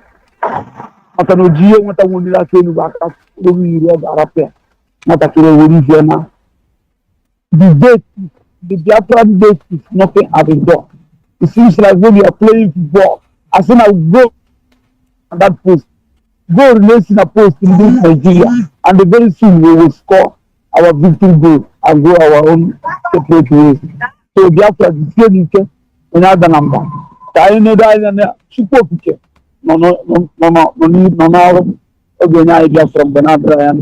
There will. Thank you very much. All right. This is Radio Biafra USA 2. We're still taking calls and we have a few more minutes to go on the program. Call us if you have anything to say, anything to add. It's 907-2230, 648-0031, 637-6632. All of them area code 845. IPOB call to action. Biafrans return to farming. Invest in agriculture. Have you ever paused to question the importance of self-sufficiency in food production, food self-sufficiency, or the ability of a nation to feed its own people from its own resources, plays a pivotal role in securing a country's future? It's more than just filling our bellies. It's about nourishing our economy, our workforce, and our independence. Imagine being at the mercy of external sources for your daily bread. It's like a constant game of tug-of-war at where your sustenance is the rope. Any moment the balance could tip and you'd be left scrambling for resources. This reliance could pose potential threats to national security and economic stability. Outsourcing our food needs puts us in a vulnerable position, susceptible to price hikes, supply chain disruptions, or even political manipulations. But let's flip the coin and look at the benefits of self-sufficiency in food production. Firstly, it empowers our economy. When we invest in agriculture, we're not just planting seeds in the soil, we're sowing the seeds of economic growth. The farm-to-table journey involves many hands, from farmers to transporters, from retailers to restaurateurs. Each link in this chain represents a job, a livelihood, a boost to our economy. Secondly, it ensures food security. By growing our own food, we can control the quality and quantity of our produce. We're also less likely to experience food shortages, ensuring that no one in our community goes to bed hungry. Lastly, it promotes sustainability. Good morning. Agriculture done right can be a tool for environment. Hello, Mazi Peters. Hello, him bless you. Good evening, sir. This is your brother Andoka calling from Hong Kong. Welcome to the program. Mazi Peters, may Chuko Kabe bless you, and you must see Biafra in your time. There will. You say, I want to use opportunity to greet our leader, Mazi Nnamdi Kanu, the Hamadike one, the only truthful man living on the earth planet, that her servants are here waiting for him. And we are waiting patiently The day he will give this order. Any shenanigans from Nigerian government, no problem. We will be watching everywhere. But my point is, all these our politicians, all the whole Nigerian president, all the whole Nigerian governor and ministers, the way you people turn that place upside down, that is the way God Almighty in heaven will turn you people upside down, will turn your families upside down, will turn your descendants upside down. You people have decided to turn the truth upside down. Only man that tell you people this is what you will do so that the life of the human beings, life of the people, life of the whole nation will be okay. You people say no, we should hold him. But God Almighty will one day treat you people in your own coin. And Mechuko Kabem as today, being 28, you people supposed to leave our leader to go home and have peace. You put adjournment. You don't see how you people are bringing the whole Nigerian government to the mall. How can people believe that this country is gonna work? When the common law to obey your court order, nobody can obey court order. Look at the whole country. British so much like us well. Why he put to visa to Nigerian passport? He would have said open visa to Nigerian passport, no need visa, so that they will flood that place with the people who flood Britain. Why he put visa for Nigerian passport and he's coming to tell us it's too much like Nigerians should be one, no need to divide them. He would have opened it and said Nigerian passport with visa free to UK. I think we don't have sense. We have sense where we are attending the highest university in the whole world. There's nowhere it comes from. And we have all the lecturers that we have attended everywhere. The whole brain have in the Radio Biafra. We attend it every day. We listen every day. We understand things every day. Thinking that the whole our leader will make us to run away like cat. Not possible. We are not going anywhere. We are waiting for him. Thank you. We are waiting for him to come. And he must come. And nothing people can do to him. Nothing. The other time you will see that people behind him, you will see more stars will come outside. More stars, what people have never seen before. You will see it. Yes. But we are just watching, keeping quiet. But one day will make you people that power that God, you people think that God, we have God to pretend have given to you. God Almighty will give us to us. We give it to us, and that day you will see more stars will come to you. You will see more stars that will come to you. And all of you go on thinking that you are free. You are never free. God keep you alive to watch the nation that will turn upside down against the people. Yeah. You will, and that nation will turn against you. Even your own family people will fight against you when the time comes. As you don't want to come outside to tell the truth, you are carrying Bible, just Bible, because you see people, see people you can betray with the Bible and give them Bible. When they read, they go home and they say, "Look, no, IPOB don't do like that. We are learned. Our leader has told us everything we need to know. So holding him doesn't make anything, doesn't make us to go back. Not possible on this earth planet. What we are looking for is Biafra. You know, our leader tell you people, take everything and give us Biafra. You people say no. But now we are not going to give you people anything. Nothing we are going to give you people because of this suffering you people suffer our leader. Time is coming. Because we tell you people already, take everything, just give us Biafra, let us go in peace. He said it and you people say no. You people say no. The whole of you that rule Nigeria, that put Nigeria in this mess, God Almighty in heaven will kill all of you people. All of you people must die one after another. Yes. As put this place in a mess. And they will talk of our chief. You say you people say you are chief. You are chief or how bad this one. All of you in the Biafra land, that they see they hold you prince like you, they hold him, and none of you have ever come out one day to make a statement. Oh, why you hold our chief like us? All of you keep quiet, you know, concern us. They will hold you people one by one, and nobody will fight for you. But our leader, we will fight for our leader till the end, till the world come down. We will fight for him. No. But all of you people thinking that once they hold you people, they will hold you people one by one. That money people chop, you will vomit it inside the prison. All of you will vomit that money inside the prison. Nobody will respect you people. You call yourself a prince that to guide the people, and your own physical eyes, Fulanis are coming in your own village and killing the people. And you cannot even come out to make a statement. All of you keep quiet, and tomorrow you say you are a chief. Chief now, governor, chief now they give governor order, but you people have turned it upside down. And governor they give an order. How can it be? Don't worry. We thinking we are silent movers. Until a day our leader will say, move. All of us will move. Just you people should do what you are doing. We are watching you people. Watching you. The only truthful man living on the earth planet. Only truthful one. Nobody have ever said the truth in this world as him. And you people hold him captive. thinking that we are going to go free or after we're going to scatter. Scatter to where? We are one family, nothing to divide us so entire. Whether you are from Anambra, whether you are from Imo, whether you are from where, as long as you're happy, we'll be member. We are one family. We don't scatter anywhere. Thank you. We don't scatter anywhere. Just people should wait what is going to come. And Chukwu Academy will always give our leader the courage, give him the power, give him everything to stand upon you people. You people cannot do him anything. We know this one. You people who created him is more higher than you people. You cannot do him anything. All right, thank you. More higher than you people. Who created him cannot do him anything. Thank you, sir. If you people think maybe we are afraid of this one, no, we are never. We only watching. We keep on every day and our eyes are watching what you people will do to him. There we go. Right, thank you so much. Thank you very much for your call. This is Radio Biafra. We'll still line. I'll still have about 2 more calls to go on the program. So if you have anything to say, please call. IPOB call to action. Biafrans return to farming. Invest in agriculture. Have you ever paused to question the importance of self-sufficiency in food production, food self-sufficiency, or the ability of a nation to feed its own people from its own resources, plays a pivotal role in securing a country's future. It's more than just filling our bellies. It's about nourishing our economy, our workforce, and our independence. Imagine being at the mercy of external sources for your daily bread. It's like a constant game of tug-of-war at where your sustenance is the rope. Any moment the balance could tip and you'd be left scrambling for resources. This reliance could pose potential threats to national security and economic stability. Outsourcing our food needs puts us in a vulnerable position, susceptible to price hikes, supply chain disruptions, or even political manipulations. But let's flip the coin and look at the benefits of self-sufficiency in food production. Firstly, it empowers our economy. When we invest in agriculture, we're not just planting seeds in the soil, we're sowing the seeds of economic growth. The farm-to-table journey involves many hands, from farmers to transporters, from retailers to restaurateurs.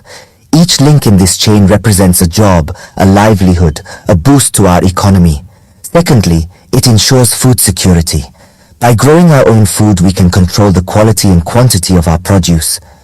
We're also less likely to experience food shortages, ensuring that no one in our community goes to bed hungry. Lastly, it promotes sustainability. Agriculture done right can be a tool for environmental conservation, preserving our land's fertility for future generations. So you see, self-sufficiency in food production is not just a matter of pride, it's a matter of survival, of economic prosperity, and of national security. Understanding the importance of food self-sufficiency sets the stage for our discussion on the call to action from IPOB.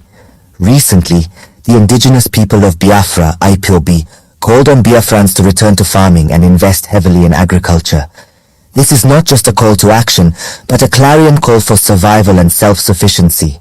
The world is on the brink of a food crisis, and Nigeria is no exception. An impending famine looms large, threatening to cast a dark shadow over the land. But here's the thing. Biafrans are not destined to be victims, but victors.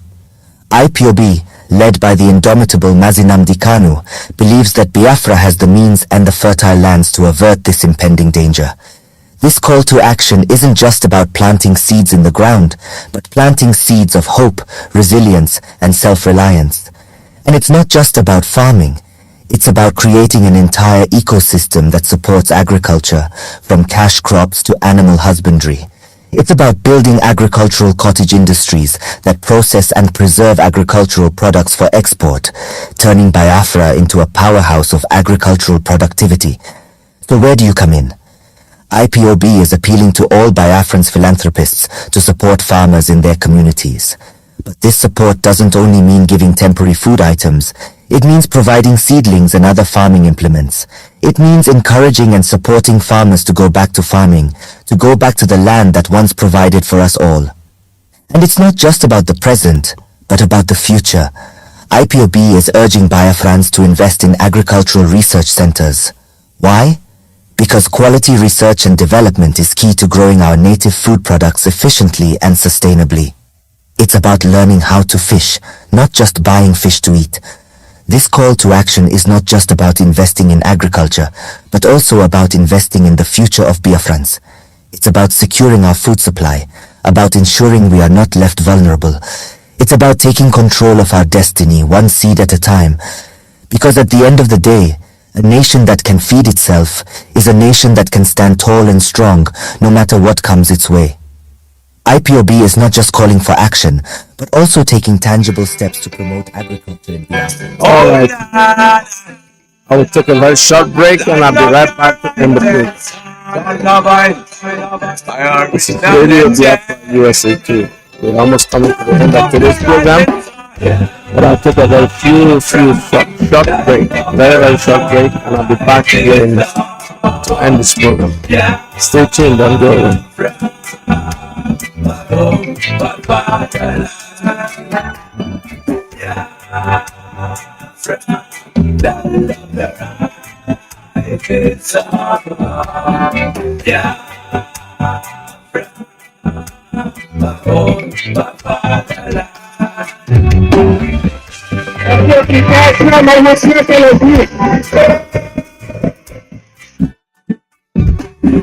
Children of the Most High, called by the name of God, the Creator, wise men from the east, south, and the middle, great Biafran people.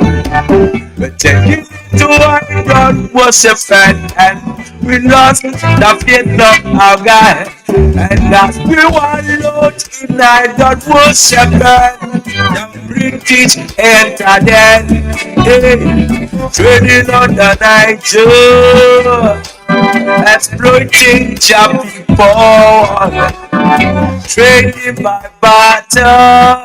You give me back all you learn, them you to them entered then. I broken civilization, rotten Jam religion, and know the God of and we embrace them. I never knew them got that Tyria with religious dictators amongst our brethren, with denomination, tear us apart, building churches, schools and hospitals. We never knew we had to pay this one to be your place forever. Oh, nah. So we fought so hard against them systems, fighting against them systems. We fought so hard against them systems, fighting against them systems. But our lives have gone poor. At the very spot we left our America. Now is the time to be restored. Great Biafra be restored. I want freedom for my people. Freedom for Biafra. I love Biafra.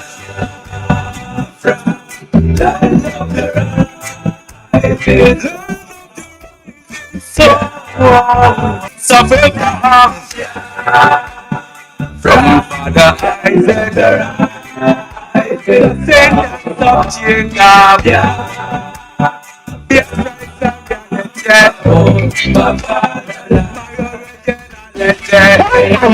Why don't you tell them they want and eat the best Biafra? No, they're fighting for their freedom. So say everything to people that they are not of the come. Not our own fight, but our own freedom. Step by this place from the most back in 1914, amalgamation, colonial masters, criminal masters.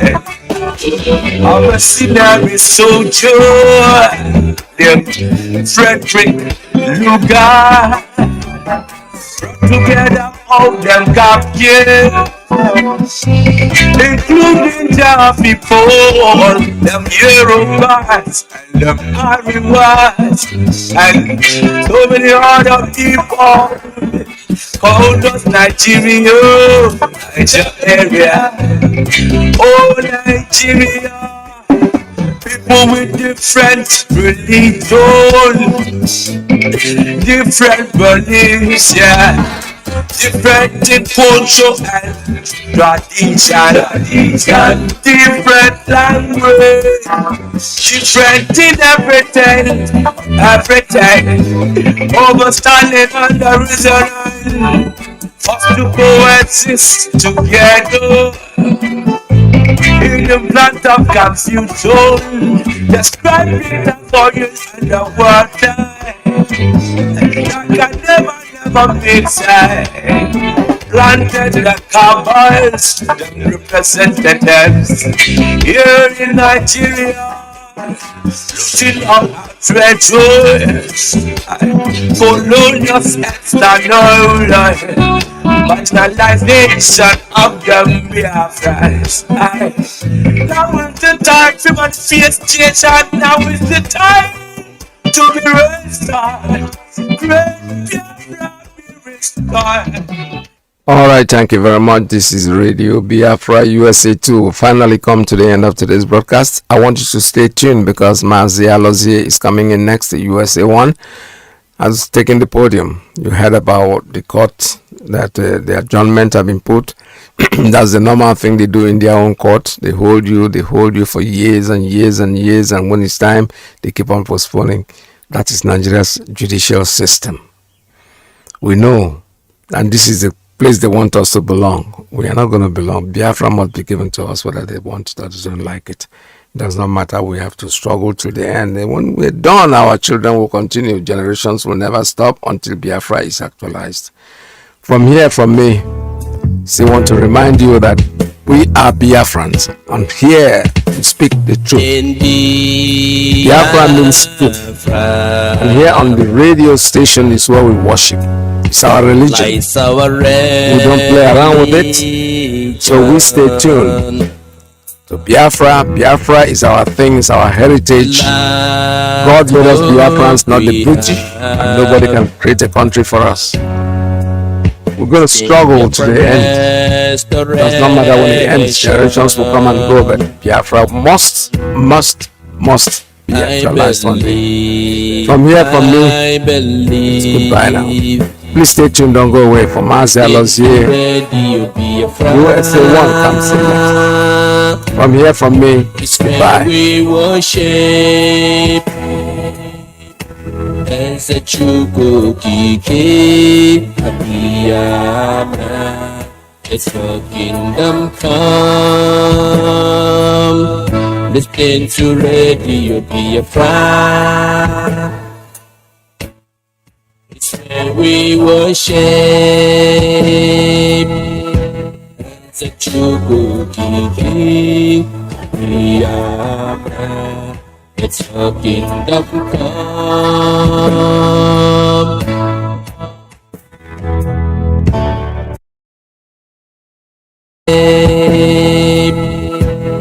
It's a true king, Biafra. It's your kingdom come.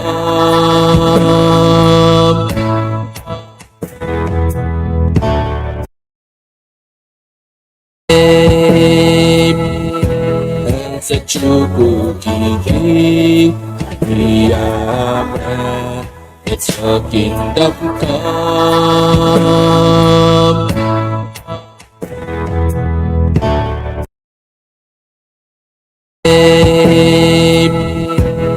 It's a true king, Biafra. It's your kingdom come.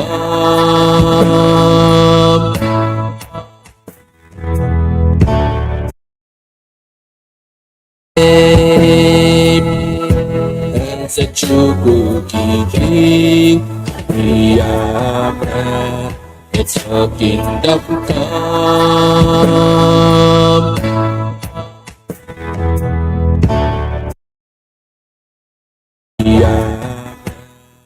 It's your kingdom come.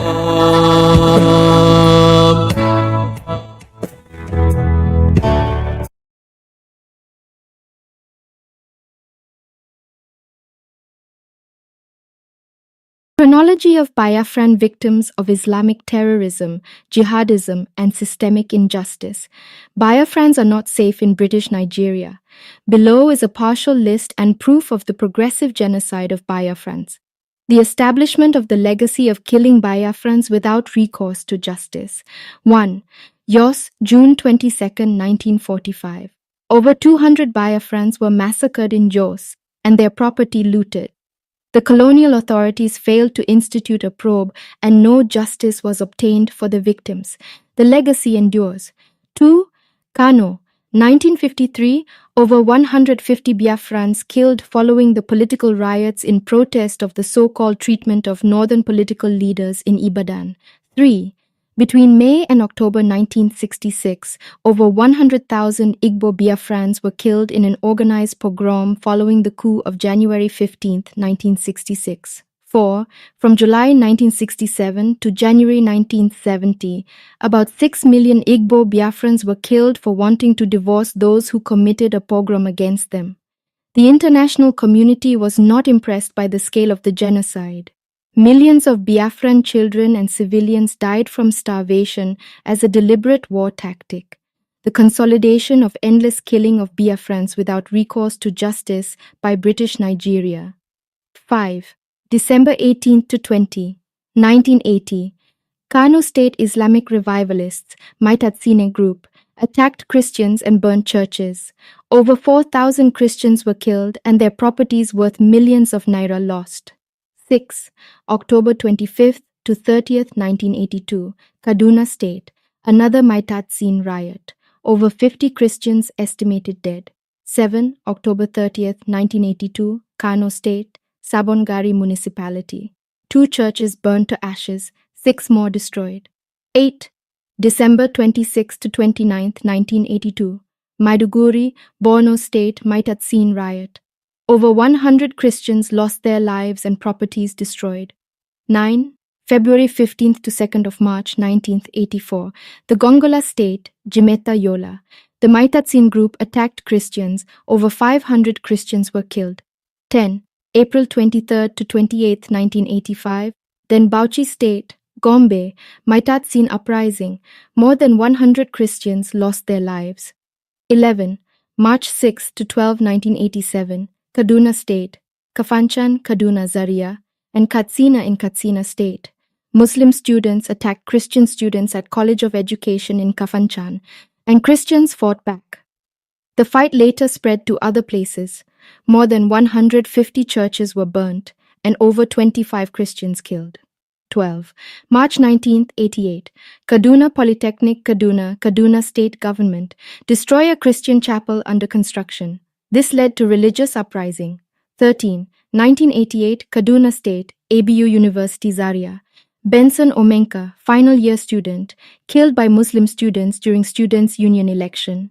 Christian students were also stoned, maimed and raped. 14.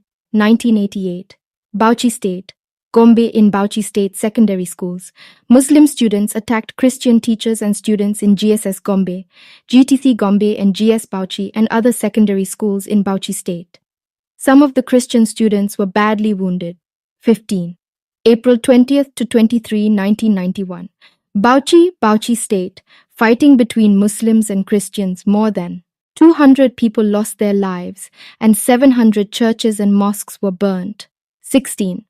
October 14th to 16th, 1991, Kano State, Kano. The Reinhard-Bonn riots fighting between Muslims and Christians as Muslim activists rampaged and protested against a planned revival meeting during which a German evangelist, Reinhard Bonhoeffer, was expected to be the guest preacher. 17. October 19th, 91, Plateau State. A young man from Anaguta was beaten to death on a field opposite University of Jos during election primaries of the defunct Social Democratic Party, SDP. 18. February 19, 92, Kano State. Many Christians were massacred and churches destroyed. 19. February 19, 92, Plateau State, Jos. A young Christian, married with one child, was beaten to death by Muslims as he was going home from an evening church meeting at Yantaya Junction, Joslin 20. April 15 to 16, 1992, Kaduna State, Zangon Kataf local government area. What was supposed to be a communal riot between Christians and Muslims and spread throughout Kaduna State. Hundreds of people lost their lives and buildings were burnt. 21.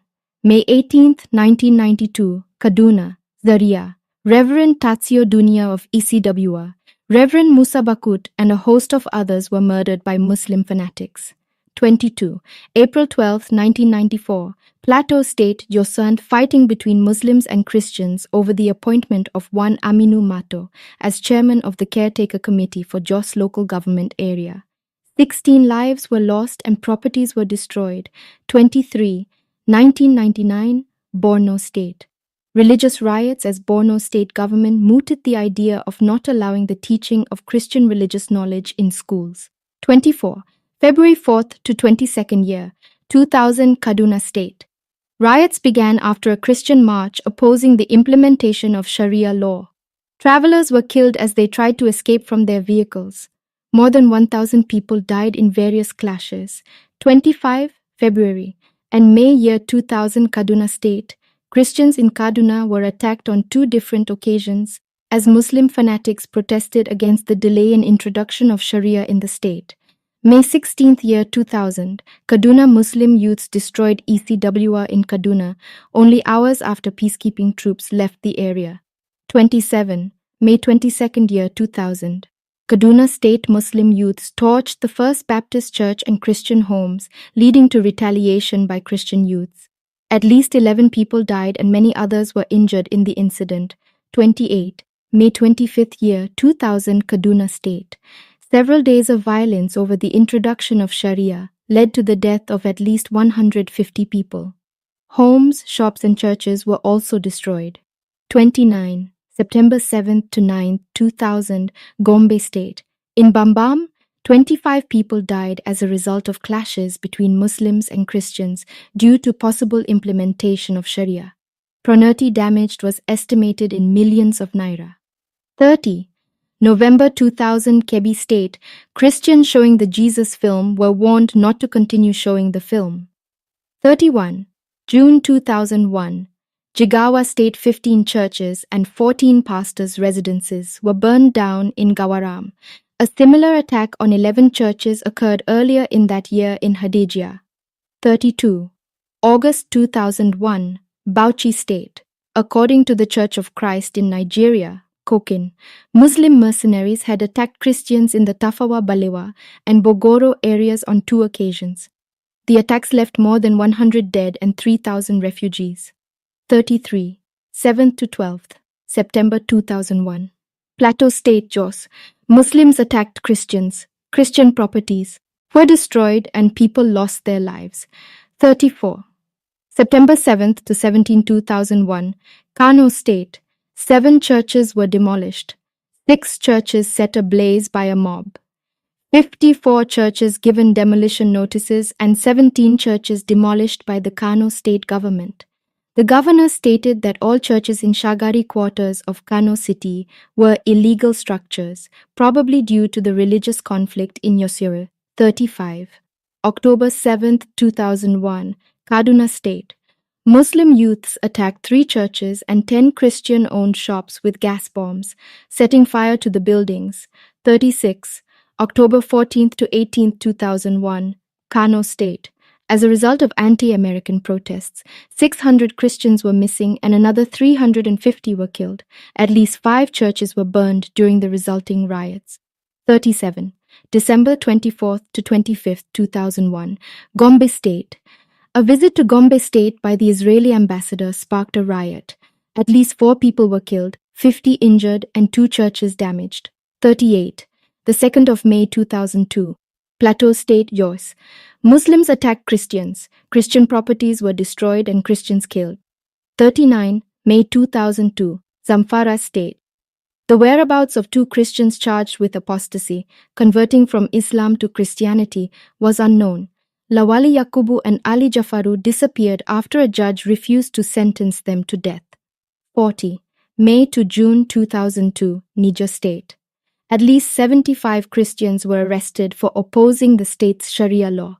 41. June 6, 2002, Katsina State. A Christian police officer in Katsina was clubbed to death by a mob of Muslims after being accused of trampling a Quran. The police officer had warned a Muslim preacher to stop inciting violence against Christians. Afraid of being arrested, the preacher fabricated the Quran story to provoke the crowd. 42, September 2002, Kaduna State, Federal Government College, Zaria. Muslim students fought against Christian students as they discovered that a Christian was likely to win the position of Students' Union president during a student election. Many were killed and several female students raped. 43. October 13, 2002. Kaduna, Zaria. A clash over a student election at the Federal College of Education in Zaria ended in the death of 20 Christian students. 44. November 20th to 21st, 2002. Kaduna State, Kadoka and Kano Muslim mobs ransacked this day newspaper's office and then began to attack Christian targets, damaging up to 20 churches. Over 200 people were killed and 1,200 injured in the attacks. 45. December 26, 2002. Bauchi State. An armed Muslim mob attacked Christians concluding Christmas celebration. The Celestial Church of Christ and many Christian homes were burnt. 46. April 22, 2003. Kano State. A pastor and 6 of his members were killed in a house fire, which was believed to have been set by Muslim militants. 47. December 2003. Plateau State. Rim. Christians killed. Houses and churches destroyed. Individuals and 6 of his members were killed in a house fire, which was believed to have been set by Muslim militants. 47. December 2003. Plateau State. Rim. Christians killed. Houses and churches destroyed. Individuals injured.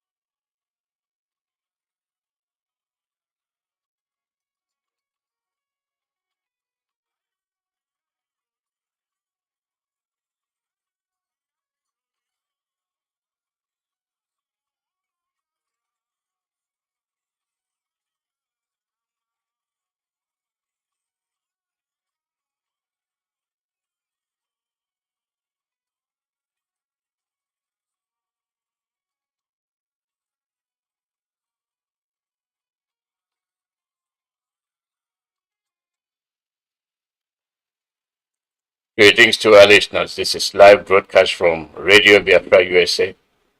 We are coming to you through Radio Biafra London and IPOB Community Radio, directed by Leader Excellency Mazi Nnamdi Kanu.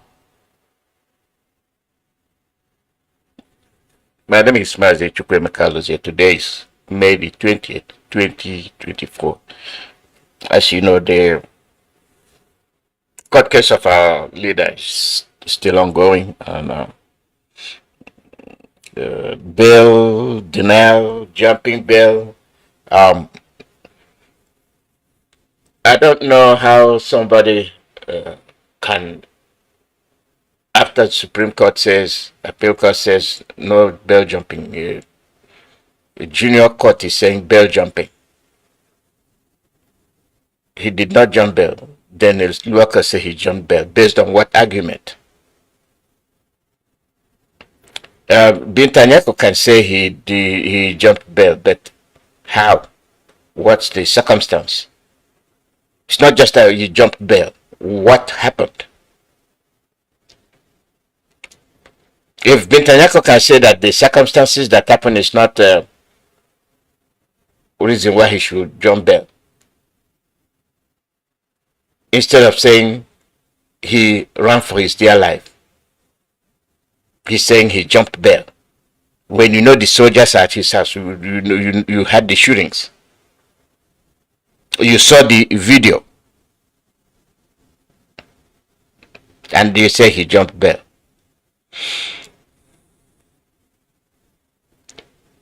If I look at it, that means it's a conspiracy that you even, if you're not part of it, there's no way you can see the events that took place and then you say he jumped bail.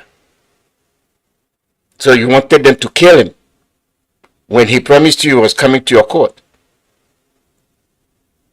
And that means you cannot dispense justice. You cannot call a spade a spade. Then what makes you a judge?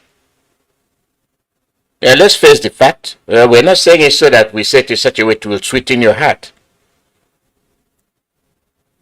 When you cannot make a judgment call as to why a person did not appear in your court.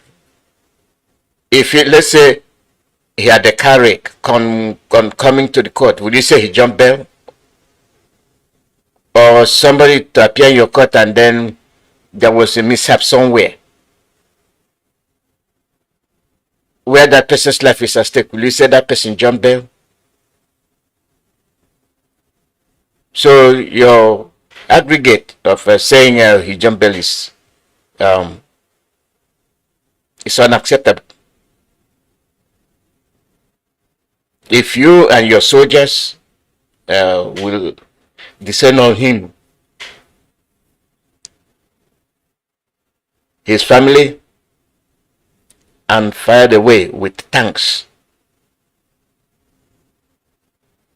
and heavy machine guns and helicopters, and you're saying he jumped bail. That to me is a crafted accusation.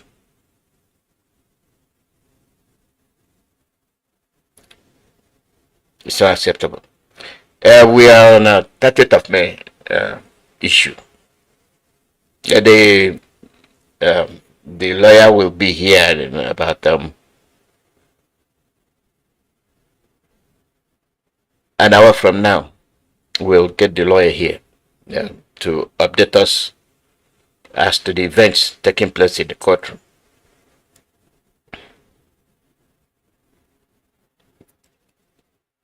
I will let you know when it's time. What we are passing through is a generation of hatred,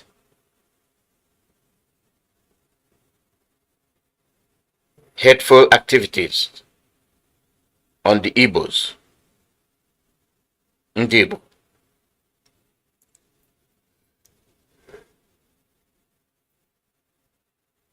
Be you what you want to be. If you don't learn the history, if you don't understand it, you'll be lost. You talk about Nigeria. Nigeria is not for you. This is our history. This is what happened. The amalgamation of 1914. In 1914, the Southern Protectorate of Nigeria was joined with the Northern Protectorate to form the single British colony of Nigeria. The unification was done for economic reasons rather than political. Northern Nigeria Protectorate had the budget deficit, and the colonial administration sought to use the budget surpluses in Southern Nigeria to offset this deficit. Sir Frederick Lugard, who took office as governor of both protectorates in 1912, was responsible for overseeing the unification and thus became the first governor of the newly united territory. Lugard established several central institutions to anchor the evolving unified structure. The colonial protectorate of Nigeria was placed under the control of Lugard with the title of Governor General. Lagos was then chosen as the capital. Well, this marriage was made without the consent of the people, without a referendum, but in the interest of the colonialists. A system that will in the long run bring about greed, hatred, nepotism, and tribalism amongst the people of Nigeria.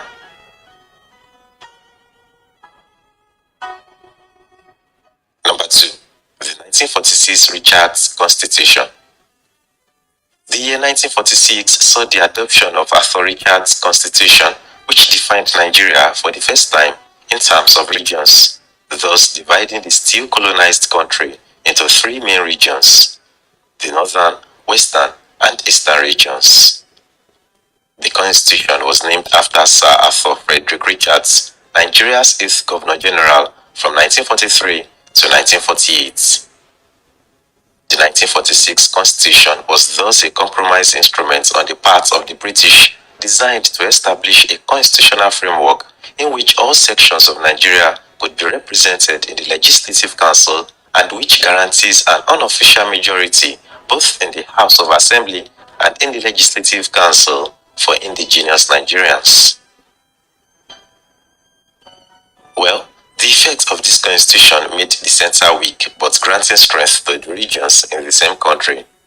This would have been the best time of creating 3 independent countries instead of 3 dependent ones in a country. Number 3. The 1962 Western Region State of Emergency and Obafemi Awolowo's incarceration. Due to the disputes between supporters of Chiefs Obafemi Awolowo and Samuel Adoke Akintola, the Prime Minister Sir Abubakar Tafawa Balewa declared a state of emergency in the Western region on May 29, 1962, before an emergency session of the Federal Parliament. The Parliament then passed a bill that declared a state of emergency in the West with the right to detain and restrict persons and the imposition of curfews with the appointment of Dr. Moses Majekodomi, a distinguished gynecologist, a senator and Federal Minister of Health, as the sole administrator of the West. Dr. Majekodomi instituted a commission of inquiry headed by George Baptist Ayodola Koka of the Lagos High Court into corporations owned by the Western region. The commission reviewed instances of poor administration and misappropriation of public funds for the benefit of the Action Group Party. The report came down hard on Awolowo and other AG members in his faction, but exonerated Akintola. The stage for the final act was set in the Commission's report of a treasonable felony on Awolowo and his AG members. Searches the Nigeria police carried out in the country during the emergency period in Western Nigeria revealed large quantities of arms and ammunition which some AG members imported into the country to be used, allegedly to overthrow the federal government. Obafemi Awolowo, Anthony Enaoro, as well as some 24 others were charged with treasonable felony and conspiracy to overthrow the federal government. Awolowo was sentenced to 10 years, while Enaoro and others were sentenced to 15 years imprisonment. These actions led to the death of the Action Group, and on December 31, 1962, the state of emergency was terminated. The blatant support of Akintola's unpopular government in the West by the Balewa-led federal government was a time bomb in the making. Declaring a state of emergency in a whole region when the imbroglio was only in the House of Assembly was also a political blunder by Balewa. Awolowo's imprisonment made the federal government itself hated among the peoples of the western region who believed he was imprisoned on trumped-up charges.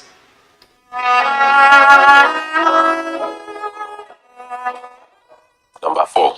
Operation Wetie and the Western Regional Elections of October 1965. In 1964, the United People's Party (UPP) had evolved to be the Nigerian National Democratic Party (NNDP), with Akintola as the leader and as a friend of the ruling party Northern People's Congress (NPC). Hence, the 1965 Western Regional Elections gave the NPC another chance of maintaining its political power in the country, a supremacy that other political parties found annoying.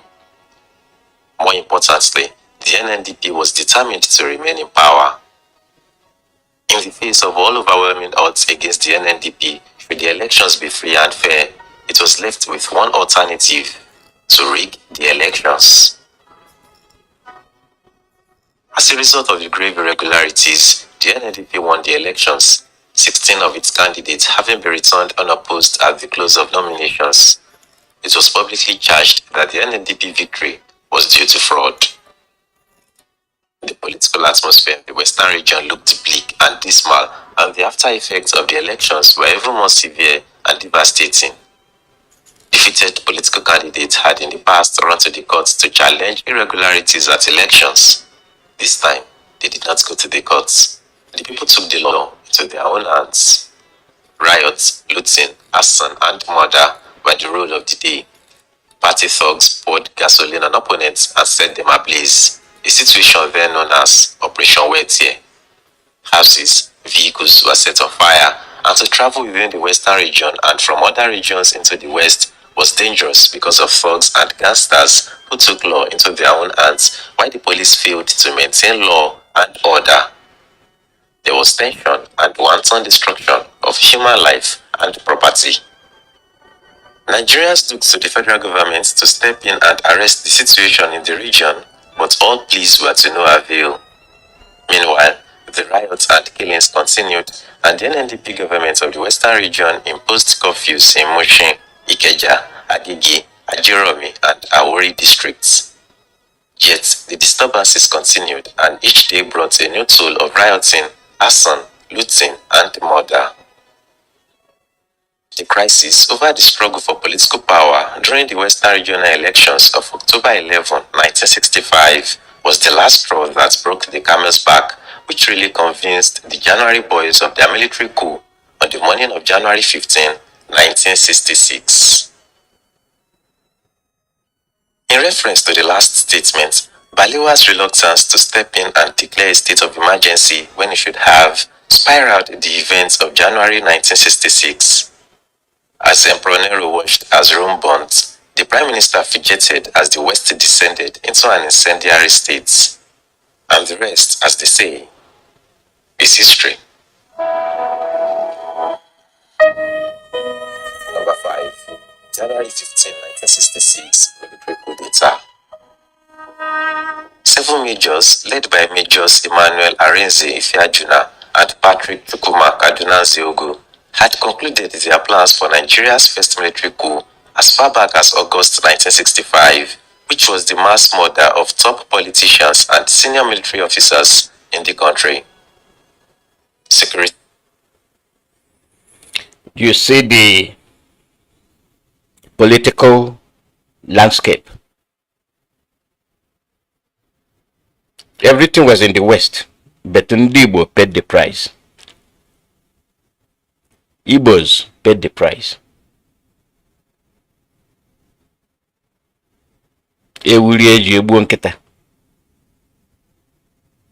And today we are still paying the price. Mazi Nnamdi Kanu is an example.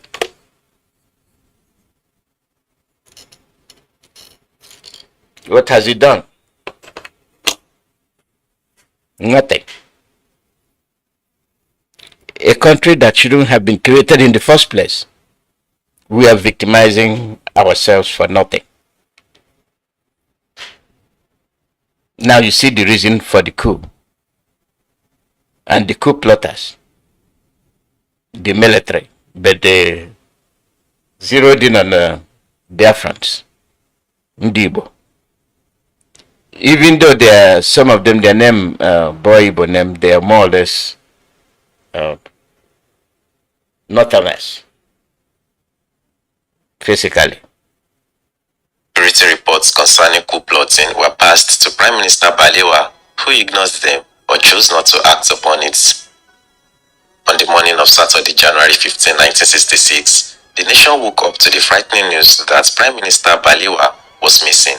The Southerner of Sokoto and Premier of the Northern Region, Sir Ahmadu Bello, Premier of the Western Region, Chief Samuel Adoke Akintola, Minister of Finance, Chief Festus Samuel Okotie-Ibo, and a host of others, including senior and junior military officers, had been killed in a military program and putsch. The commander of the army, Major General Johnson Thomas Umunagui Aguiyi, was also targeted, but he outmaneuvered the boys, rounded them up, and took official control of the country. Of the 7 majors, 6 were Igbo, while 1, Adewale Ademoyiga, was Yoruba. The new head of state having dissolved the civilian government was Igbo. These events raised tensions among the northern elites, especially in the army, that the Easterners were behind the coup, as the majority of the coup plotters were Easterners, while the majority of the casualties were Northerners. In a bid to quell contentions in the army, Ironsi made Gowon, a Northerner, his chief of army staff. Whether the coup was Eastern favored or not, it brought into fore a united northern region in the army, regardless of tribe or religion.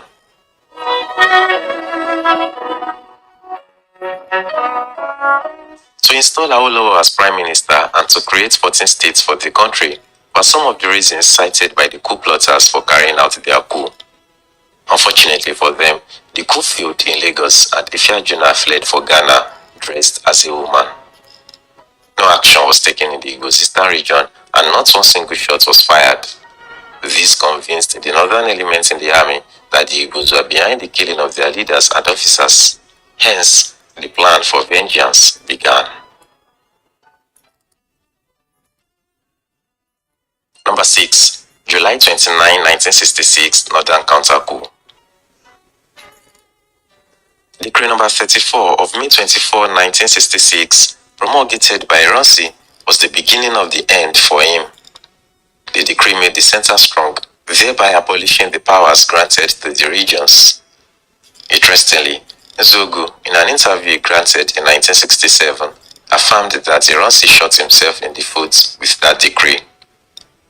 Another mistake Ironsi did was the non-trial of the coup plotters of the January 15, 1966 carnage. This caused massive unrest in the northern part of the country, as the Northerners had gone against the delimiting of regional powers as far back as 1959.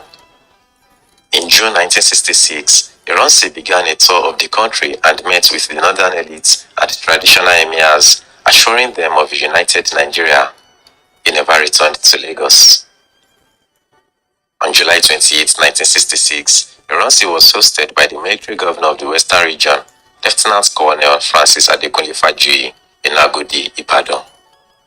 As he made to leave for Lagos, Fajuyi persuaded him into spending the night at the government house.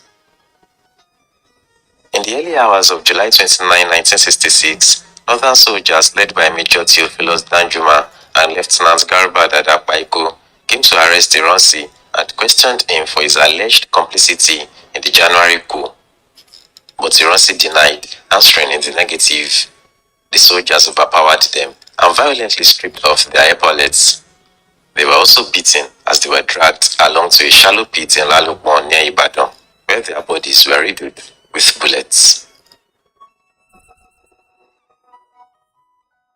Narrating their events several years after, President Shehu Shagari and Richard Akinjide, surviving cabinet members of Nigeria's First Republic, insisted that Aguiyi took over power by force as against them handing over to him.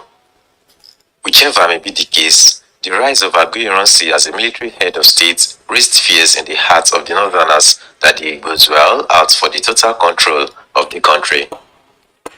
His decree number 34, which made an educated Igbo man to be eligible for civil service in the educational disadvantaged North, raised further fears and brought about the counter coup 6 months later, which led to his gruesome death and about 300 other soldiers of Igbo origin. Now you say, now you hear it. Anti-Igbo. Igbophobia. Aguiyi knew nothing about the coup and thwarted it. He was still victimized. One Nigerianist was victimized.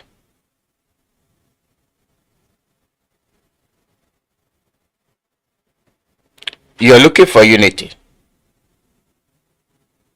Their mind is not in unification. Their mind is in division. See how the issue from the West caused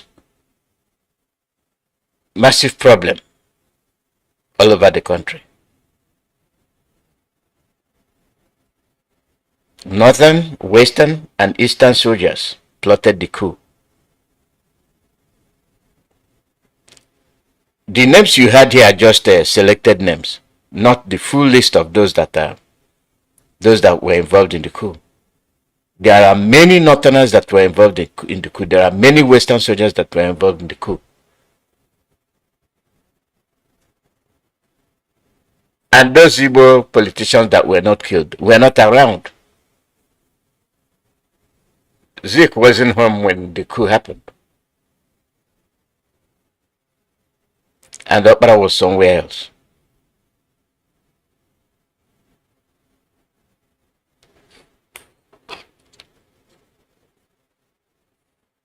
But let's look at the equity. Politicians were killed. Corrupt politicians were killed. How many Igbos were killed? In thousands. Did the Igbos go to kill the Northerners? No.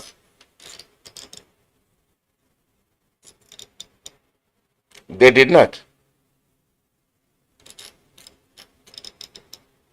But when the anger of Ndibo rose, innocent civilians paid the price.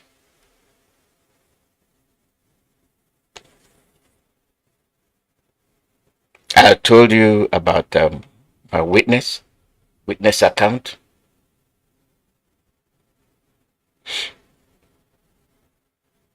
Very painful. Very, very painful to watch. And you call yourself a country.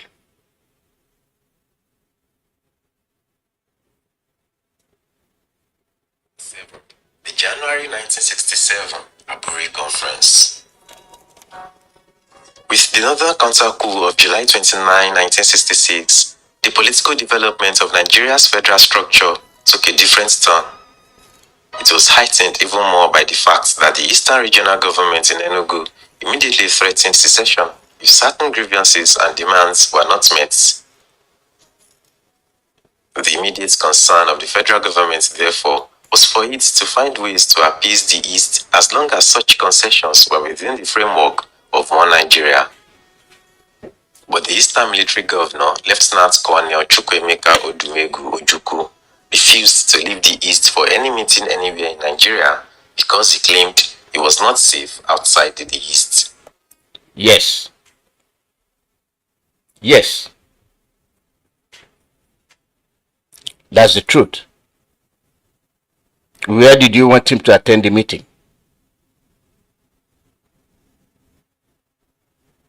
What was the motive?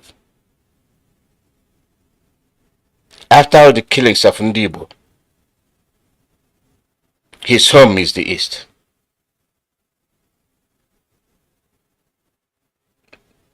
The soldiers they've all divided anyway. You have the northern soldiers, you have the western soldiers that are aligned with the northern soldiers. That's the Nigerian military. Whereas the remnants of the Igbo soldiers returned to the east.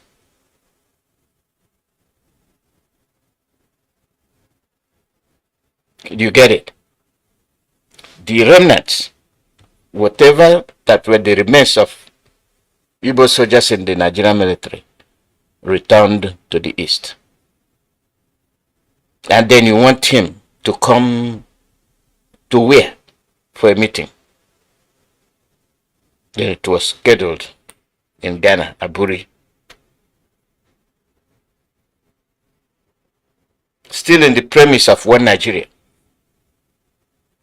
which he said, make peace, assure peace, assure us that we are going to be treated like Nigerians. But that was not guaranteed. Subsequent report will support what we're saying. The federal government too argued that the Nigerian leader, Lieutenant Colonel Yakubu Gowon, should also not go to the east for any meeting. His life, they also claimed, was not safe there either. Tension mounted, and Lieutenant General Joseph Arthur Ankra of Ghana offered a neutral meeting place. The venue was Abuja, Ghana. The Abuja meeting started on January 4, 1967 and lasted for 2 days. At the meeting, Ojukwu claimed that Nigeria did not have a central government since the country, as a result of the second coup and its aftermath, resolved itself into 3 separate sovereign areas: the Lagos West North area, the Midwest area, and the East area. But Gowon insisted that Nigeria was still one nation, an entity composed of 4 regions and the central government in Lagos.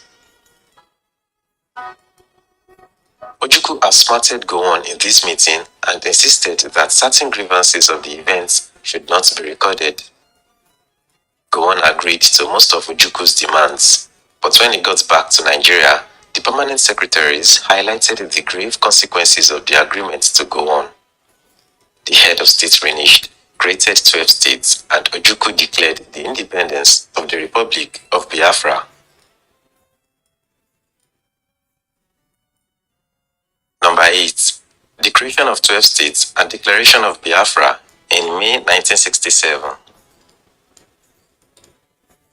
When, on May 27, 1967, Yakubu Gowon announced that Nigeria would be divided into more states, 12 in all, Nigerians were jubilant as the minorities felt secured and out of domination by the majority peoples within the former regions. The northern region was broken into 6 states: Northwestern, North Central, Northeastern, Benue Plateau, Kano, and Kwara, thereby cracking its monolithic posture.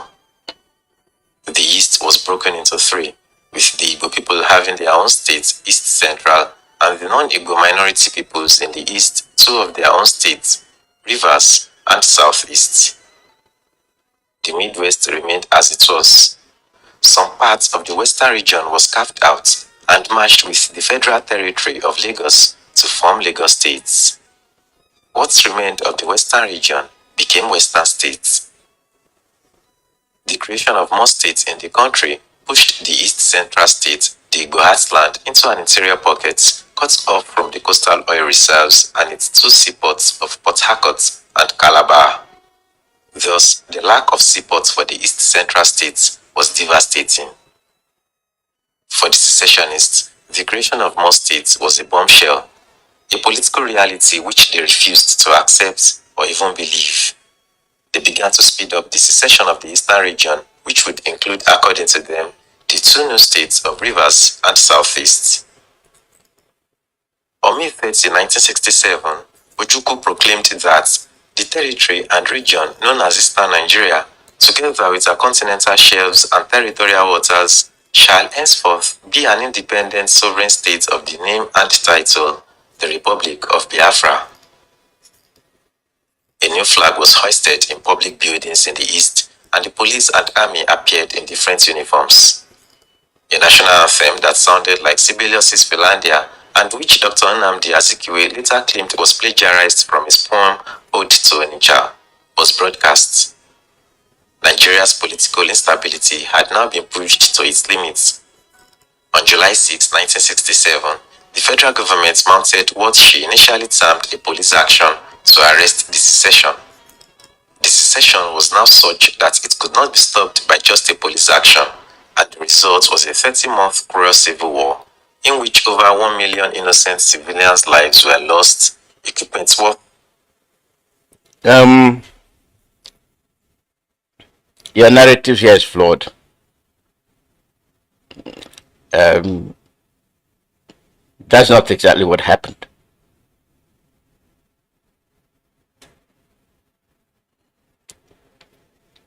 Aburi Accord specified for certain conditions which Gowon and Ojukwu agreed upon. Gowon,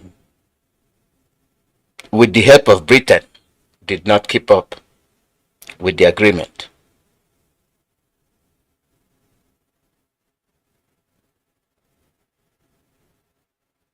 That was what led to the war. Britain told Gowon, don't accept, you can crush them.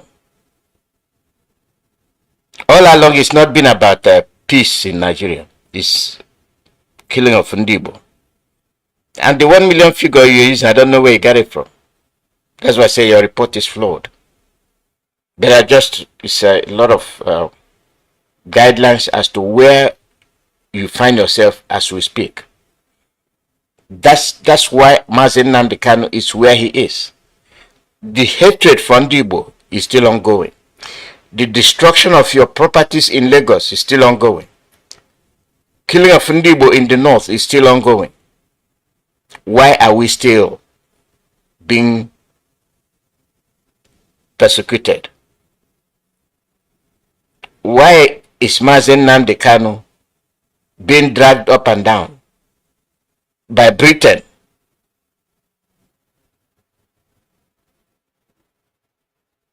Why? Because he's Igbo. Every program you put in place is anti-Igbo. That's what it is. And we are still going through rubbish.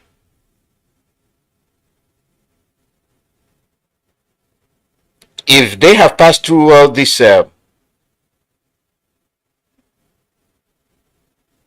painful ordeal, there's supposed to be peace. No, there's no peace. Instead, it's atrocities being carried out on daily basis. Okay, go ahead and give us the update. We will continue. Worth billions of dollars were wasted, and thousands.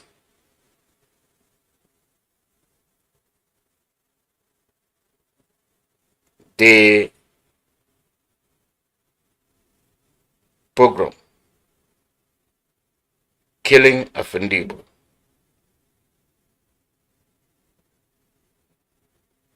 nothing that the Igbos do is acceptable. Nothing is acceptable.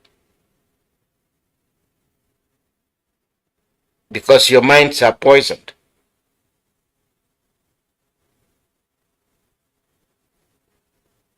Your minds are poison. You're full of hate.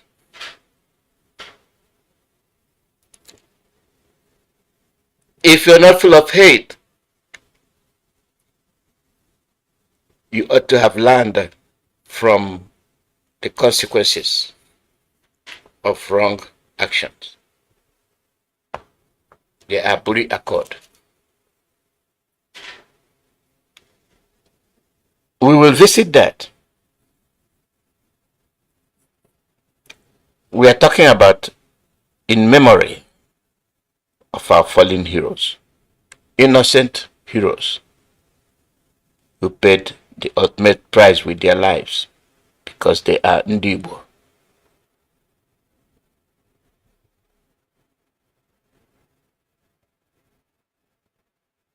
That's it.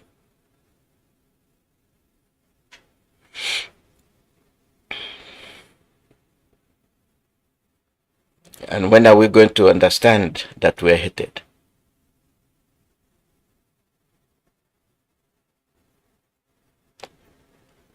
We are the only ones that keep talking about one Nigeria. And we are the ones that are constantly paying the price.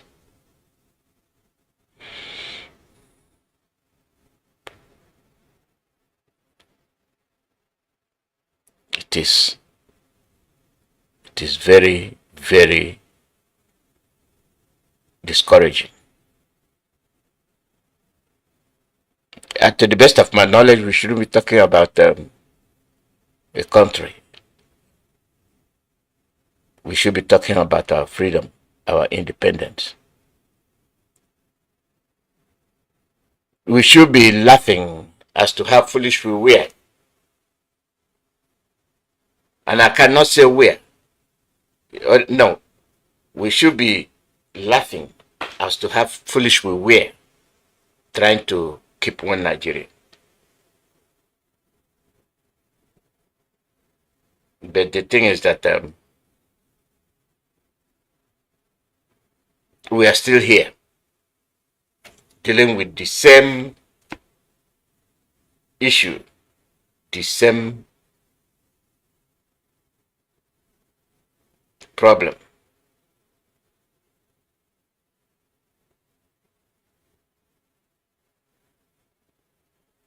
Anytime we bring out issue, anytime we reveal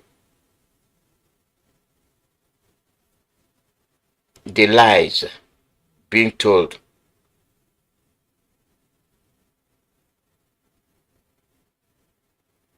they get angry.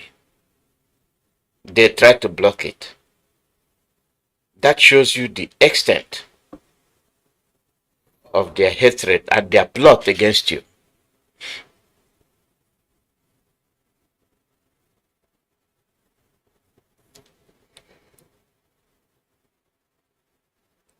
They lie, they connive with their foreign masters.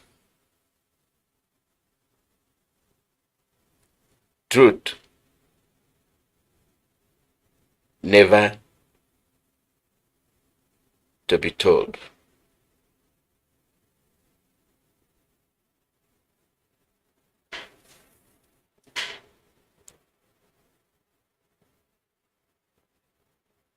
We have been looking at these issues. Our people died. Lives were wasted unnecessarily.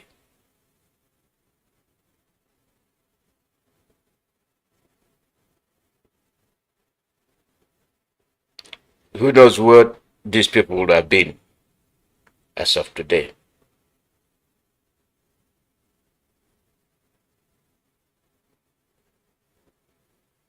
It is the price we've paid.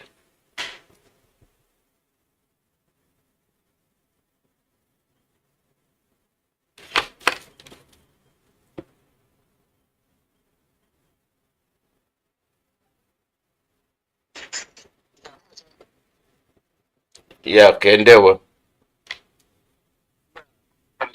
Poland, you also, Biafrans all over the world. I greet all of you.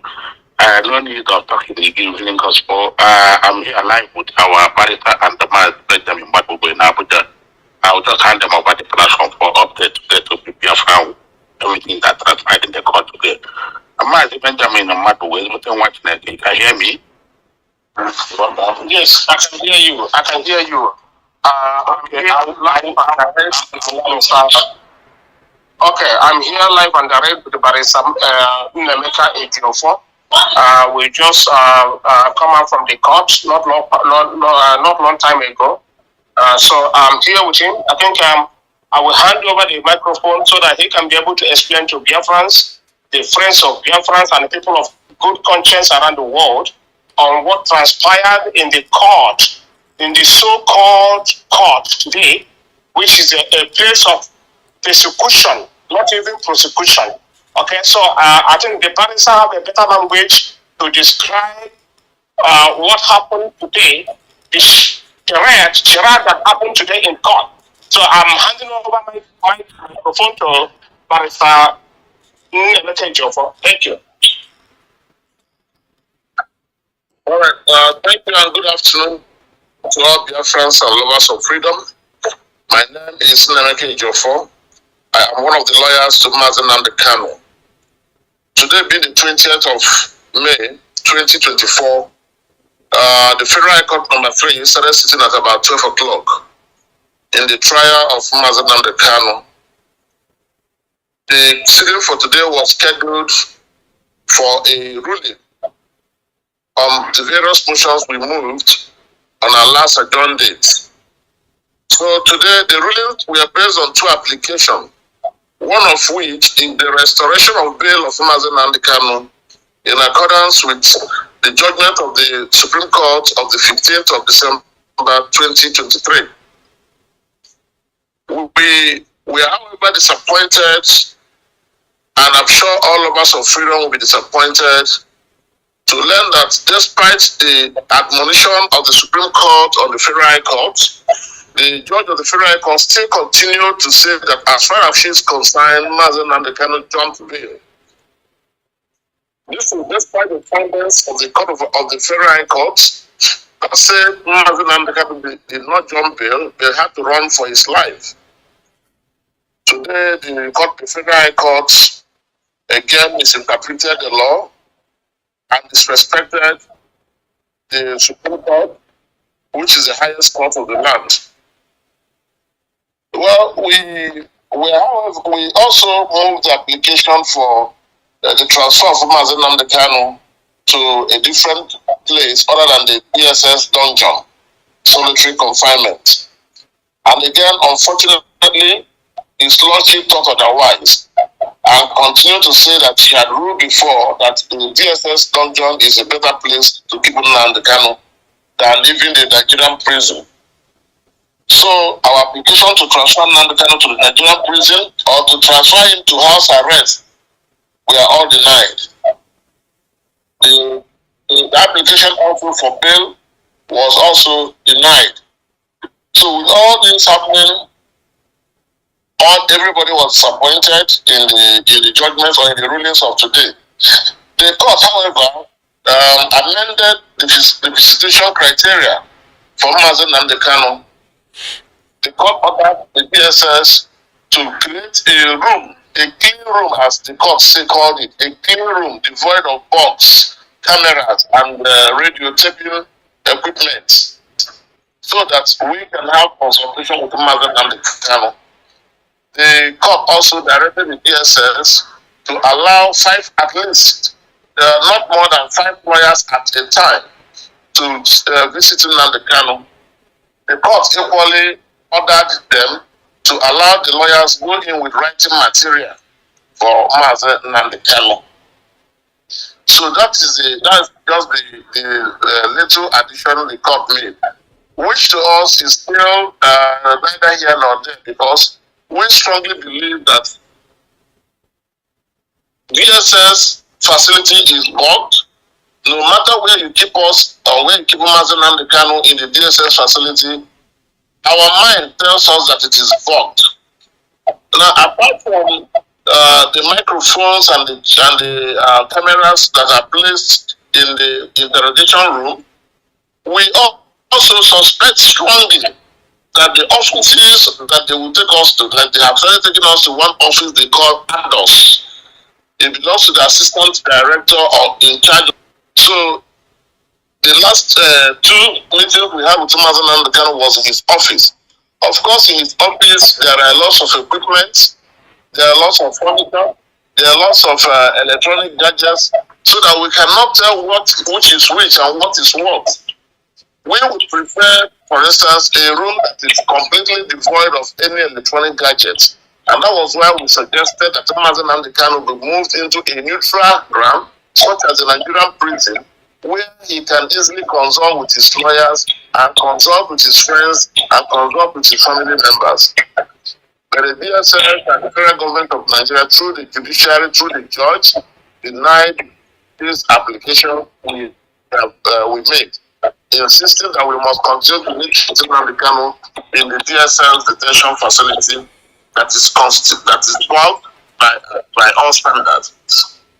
So we are still fighting on. We are not losing hope. Mazi Nnamdi Kanu made it expressly clear to them today that his continuous trial is an act of terrorism against him.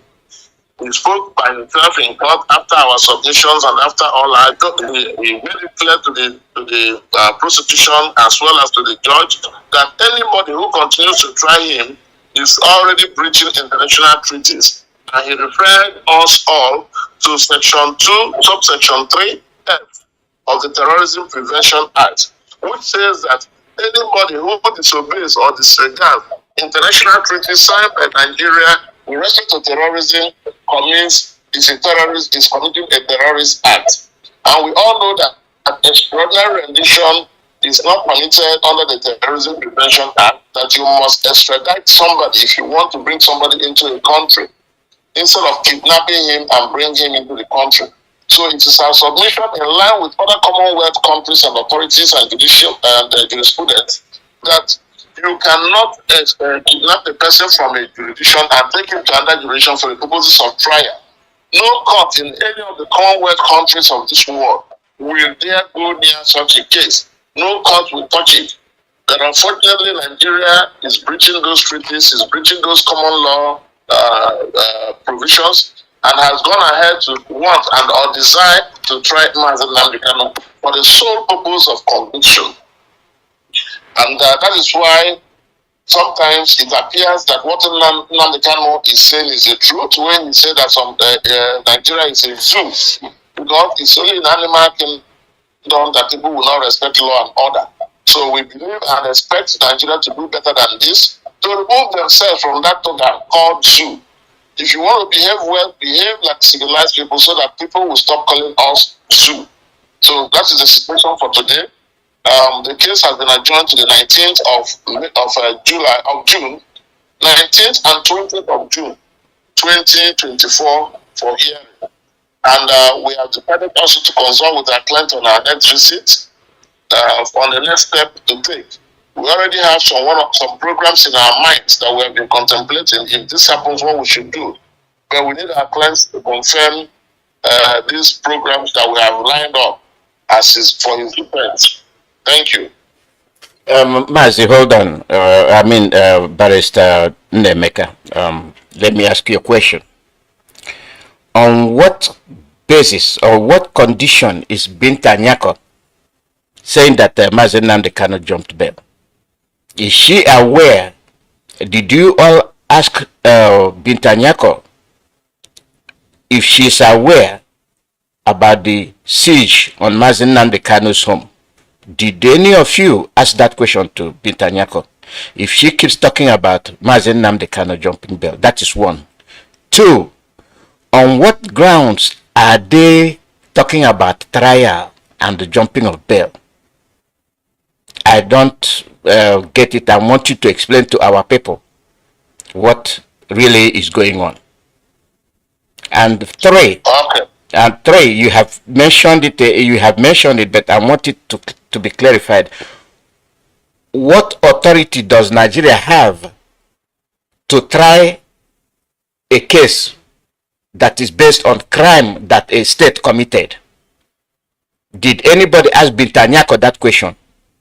Apart from what Mazi Nnamdi Kanu said, did any of you try to make it known to Binta Nyako that they are engaged in terroristic act? Apart from what Mazi Nnamdi Kanu said, I want to know it as lawyer, legal practitioner to legal judge.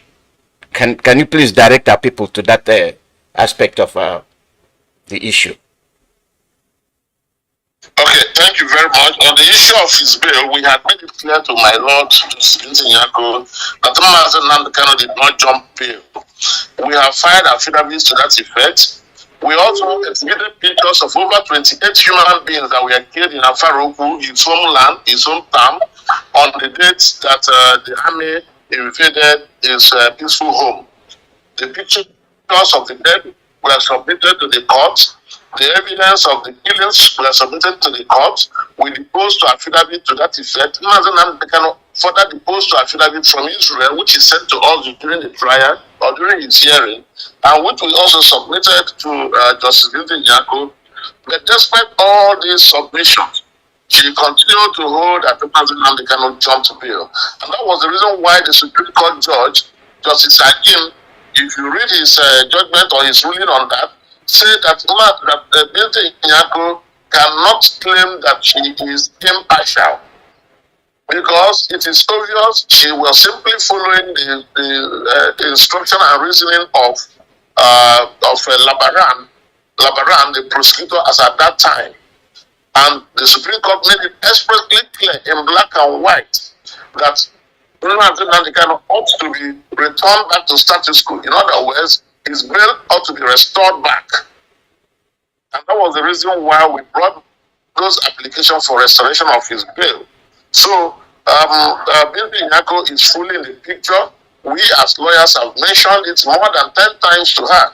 We kept insisting, we kept mentioning it, we kept bringing it up and telling her that Mazi did not jump bail, rather he had to run for his life because it is only the living that can stand trial. And but unfortunately, she has made up her mind, despite our presentations and despite the fact that even the Supreme Court has acknowledged it.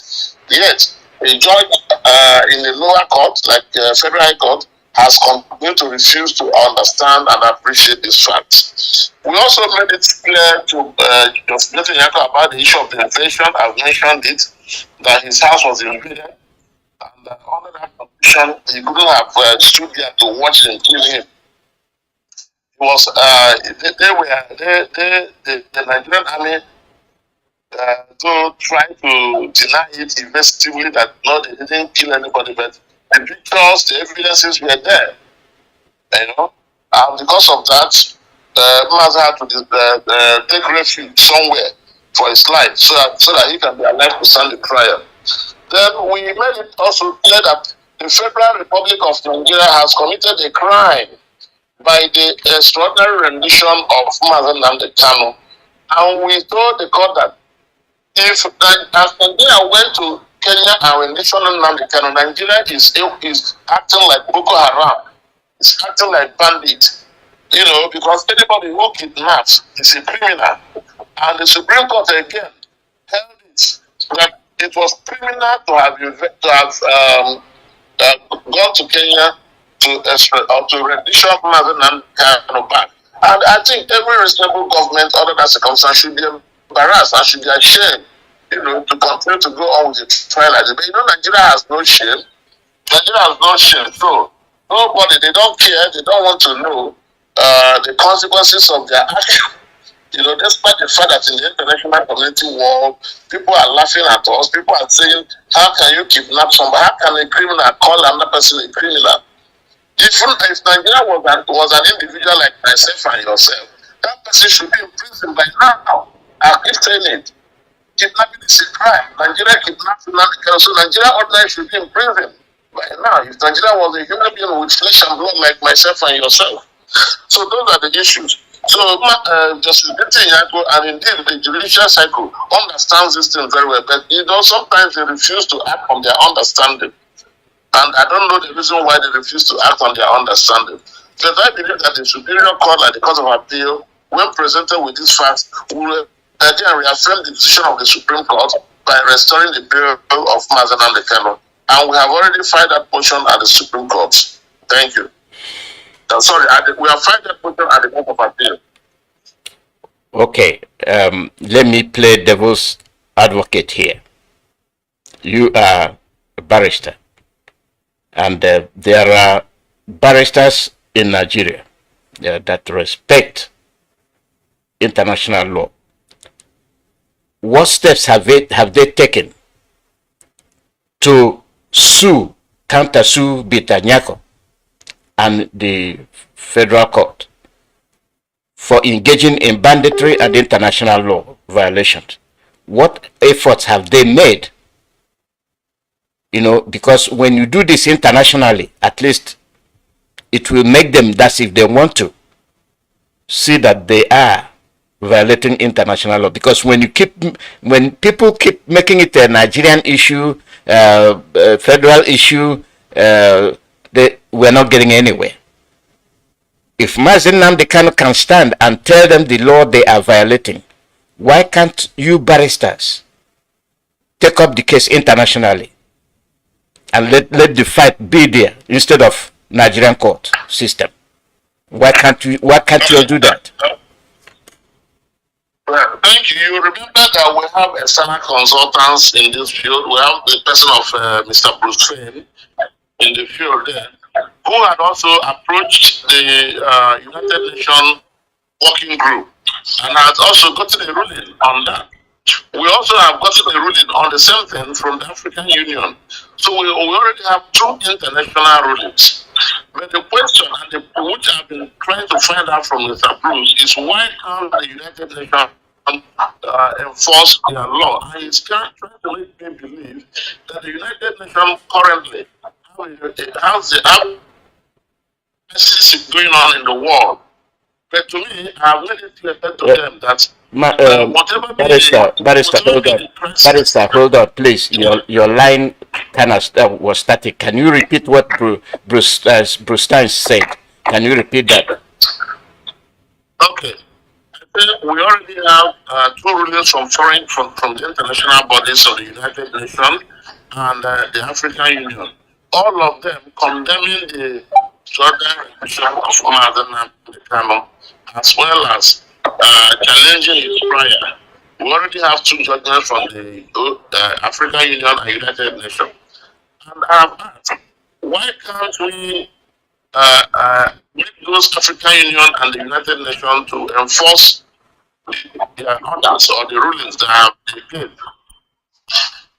We have a consultant in the name of Bruce Fane, who is handling our international aspect of the program.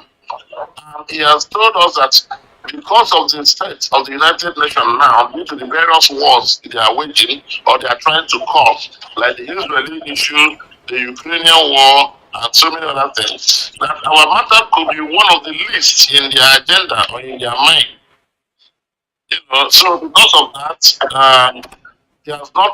he is trying to find a way to make it go faster at the United Nations level, because he has already gotten 2 judgments here. The only thing remaining is for the United Nations Security Council to enforce those judgments.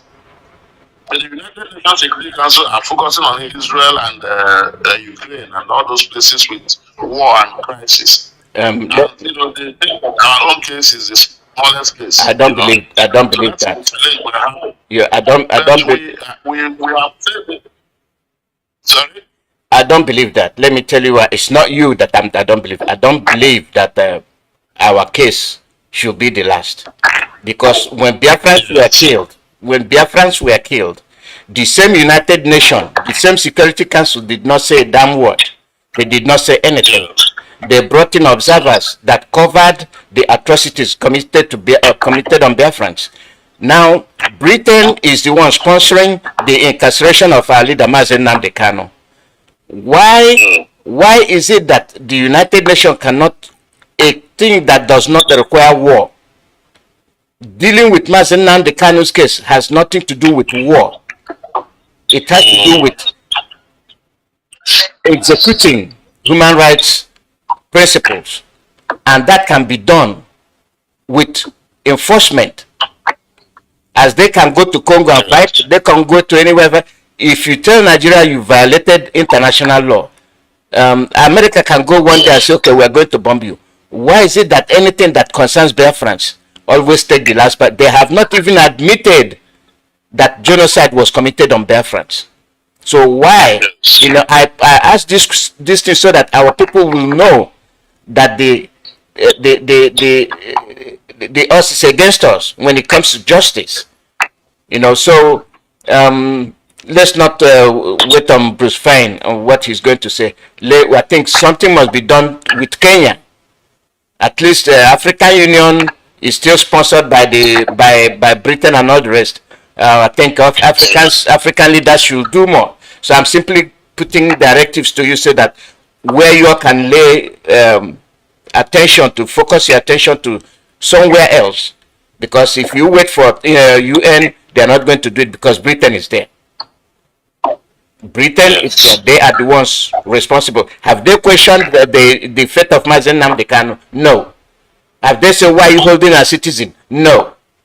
So Britain is responsible for what is happening to Mazi Nnamdi Kanu. So go ahead, with what you're saying. Yes, I believe that Britain is responsible for what's going on with Mazi Nnamdi Kanu because they have refused to exercise their pressure on the federal government of Nigeria. They have been tolerating the federal government of Nigeria because of the oil that they are taking from the Federal Republic of Nigeria. And the federal government is ready to continue to allow them to suck the oils from the southeast. Because there are other things more than oil that take resources. And what are taking Biafra land?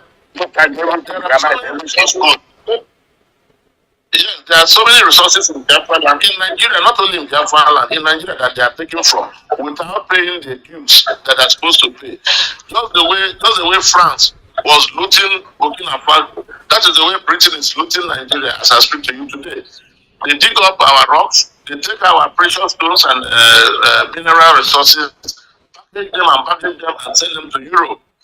We know all this, and the federal government allows it because the federal government knows that if it tries to stop Britain from doing all these things, then Britain might begin to bring out the atrocities that the federal government of Nigeria has committed. So this is a case of two mutual thieves. I'll call them two mutual thieves, who are friends enjoying the loot of they're getting from everywhere. So that is the situation. And unfortunately, it is killing the world, it is killing human beings, it is degrading humanity. That is the least one can describe the relationship between the federal government of Nigeria and Britain in this case. All right. Let's see what is going to happen on the 19th and 20th of June. They keep postponing it, and they don't have a case.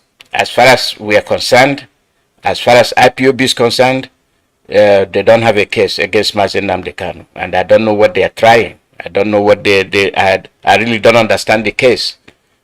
It's been done, and ruling has been made by this appellate court, the Supreme Court. So, if Bintanyako can be used by Britain to hold Mazi Nnamdi Kanu, then it's the same thing like we are trying to do 30th of May to remember what Britain did to us. Now, what did they use prior to the independence? They used the Fulanis against the Igbos. During the war, they used the Fulanis against the Igbos. After the war, they used the Fulanis against the Igbos. And who are their tools? The Fulanis. And Bintanyako is one of them. So I want our people to see, the one Nigerianist Igbos, I want you all to see what is happening. Bintanyako is one of them. And his husband and his son, are still being under investigation. So Mazi Nnamdi Kanu is the scapegoat. Yeah. So we know what is happening. The seventh of March comes in. Now you wonder, Mazi, Nnamdi Kanu, Brown and the I get a better. What can I take out here on an article to buy a Fiona? It's so bad. I put a bit. To get there. Abadu. I'm not by Sandewen. Yeah. Thank you. Yeah, thank you. Mazi Madubugu, do you have anything to tell us? No, it doesn't. Okay. Let's see what we has anything to say, otherwise we go. He said no. Okay. Thank you. Okay. Now you can send the channel. You send the channel. We continue to do our best. And Biafra, somebody said, what you made today. Our people on Facebook today, men not there. Better have them see me on Facebook. It's very important in our platform. I don't know much in Facebook today, but I think they will time the same. Our listeners in Biafra land and the Biafrans all over the world. We have to be in our platforms. You have the time of the time of action. Thank you. I don't know for the correct. There were. Thank you.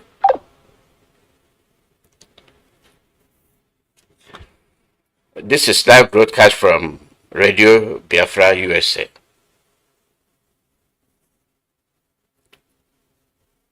When we talk about what is happening to us, this is part of it.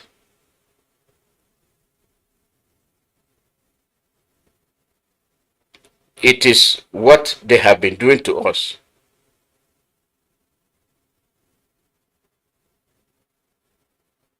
They will never stop.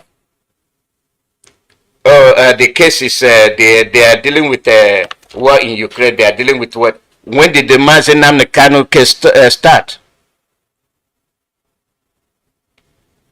First come, first serve.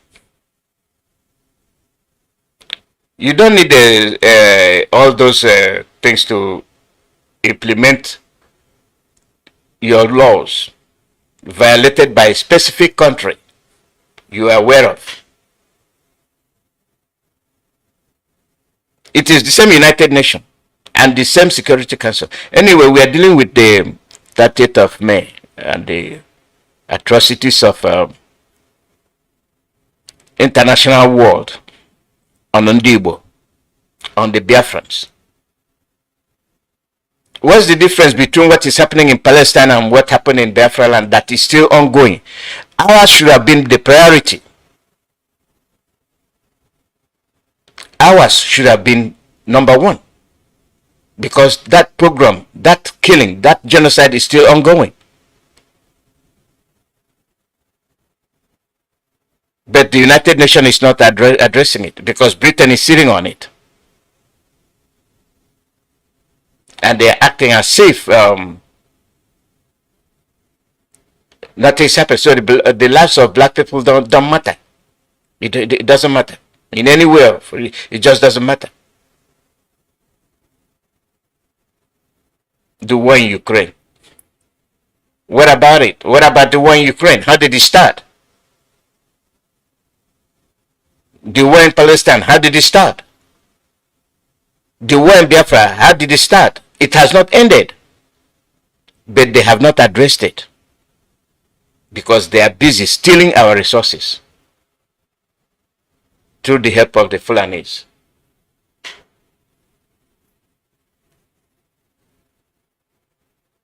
And you have their ambassador running, crisscrossing every Biafra land, going into all the villages. Katrina Lang did the impossible, went through all the villages in Igbo land, and then encouraging genocide, encouraging killings. She's still not being tried. She's supposed to face trial for inciting killings of Ndibo and telling the military, do it, and when it comes to my desk, I will squash it. Nobody said anything. Are you telling me that United Nations is not aware of it? Did you hear when Guterres told you that he's happy that Boko Haram is in the army? And somebody's telling me you're waiting for Bruce Fine.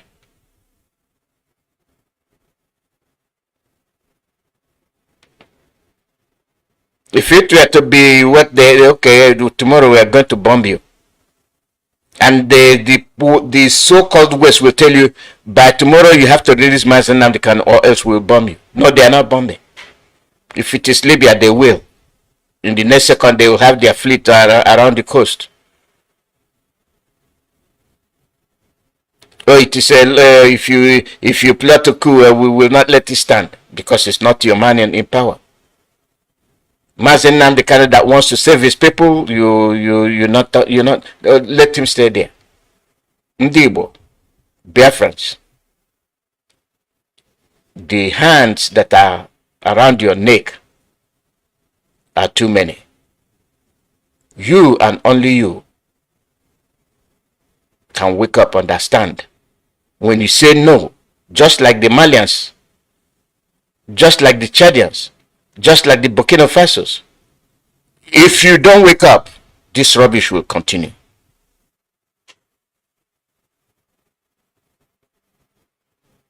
Senegalese are doing theirs. African countries are waking up. And it hurts me when you mention African Union.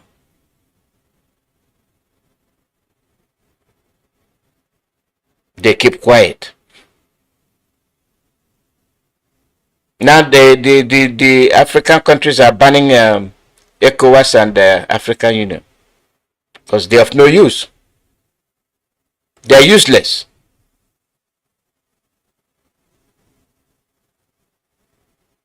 They are impotent. They are still under colonial influence. The call number is +1 484 767 0848. Our leader knows what he's doing. He's telling them these are the laws that the judges that are supposed to be master of laws that made them judge cannot be able to comprehend. When a lower court is higher than a superior court, that becomes a jungle. The call number is +1 484 767 0848. +1 484 767 0848. Live broadcast from Radio Biafra USA. There are some issues I raise. Is for the layman. It's for people like us that don't understand the procedures. Why our leader is being paraded. Endless court proceedings. Accusations.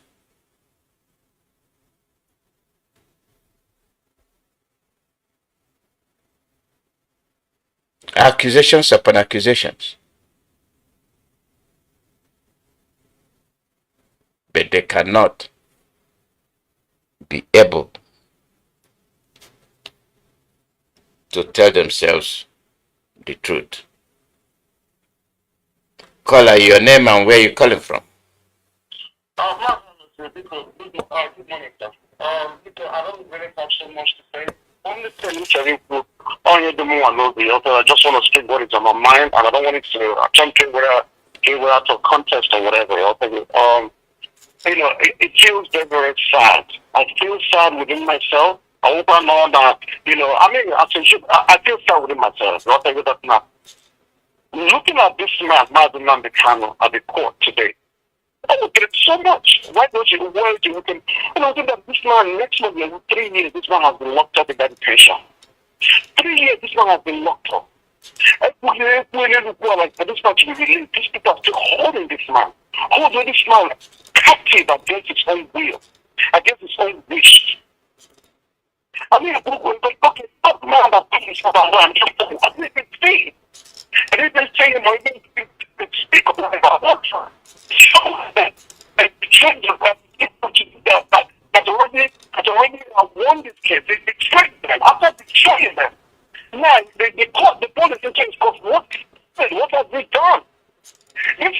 like you were asking this or a lawyer or not this lawyer or something or whatever, what you said, to me, okay, you said, okay, maybe that's his own assumption or whatever, which you said, you don't believe that, and which is right.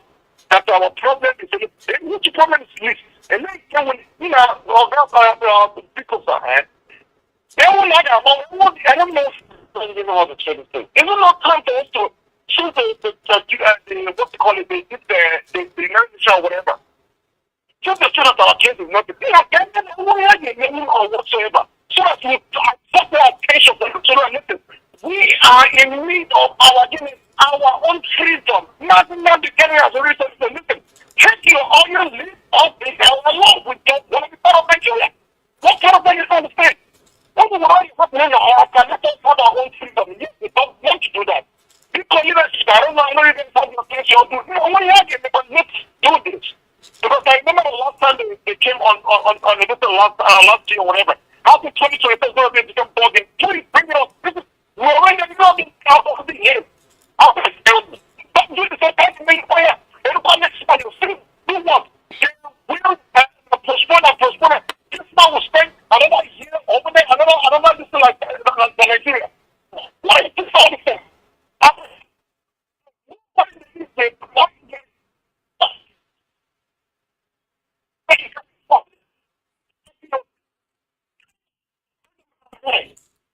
I can make this thing one better for call out loud because this is probably 6 years and time. What is what? It's really to say. That's the latest number we get to see them. That's what I know you leave all this. We don't want to talk about country. And I just want to use that people like being said, 2027, and you even fucking taking going your life. What the hell is going on? Thank you, sir. Ndeo, you would have been better if your line was clear. It was very static. What needs to be done must be done. The resource control is so vital to our existence. Vital to existence in that it's not to our own advantage, but rather to our own detriment. The resources we have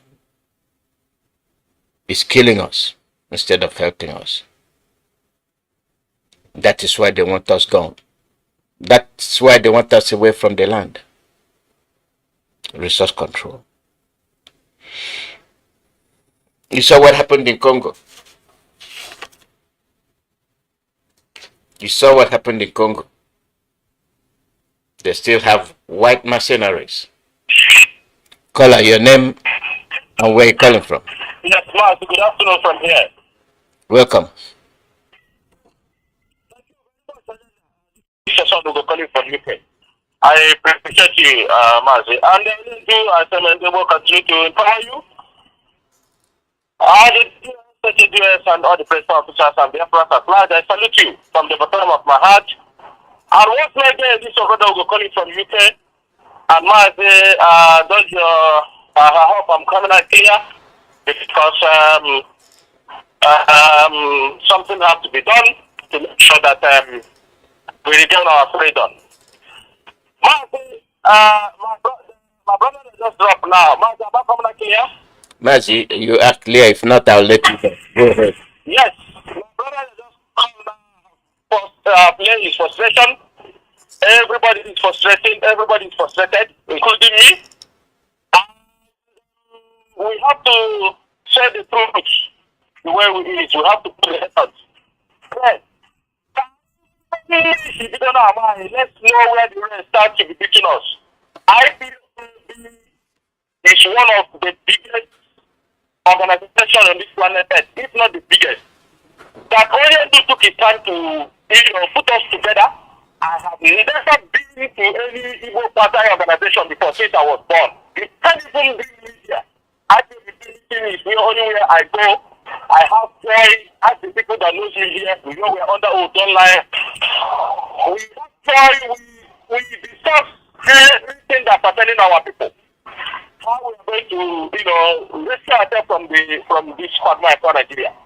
But people that are supposed to, whatever you are having, this is how I reason. I can't live in the Western world and living everything from business. For the past God knows how many years I've been living here. And you expect me, after me by onion group, and you expect me to start living the same life without seeing the handwriting on the wall. And people now say, when you sometimes I feel sorry for our people. There's something you're supposed to see.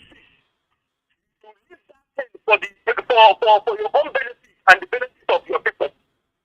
It's what you want, and after we go inside and discuss it, internet could not end the flood in it. Unfortunately, that sacrifice is something for the cause. And people won the election 2019. Did he fight Buhari? The answer is no. But tell me the reason why this freedom fighter in this planet is that Kanu, what man Mazi Nnamdi Kanu is facing today? Kanu, Mazi Nnamdi Kanu, brothers and sisters among you. Who really agree? So everybody is going to hide it. If this point of chaos did not start fighting IPOP, for his selfish interest, I will never stop saying it. Why not remove, why not whatever you have, whatever you want to do, whatever they are pushing or you want to be known, some of us are bigger. But God meeting, they ask us to clean the table.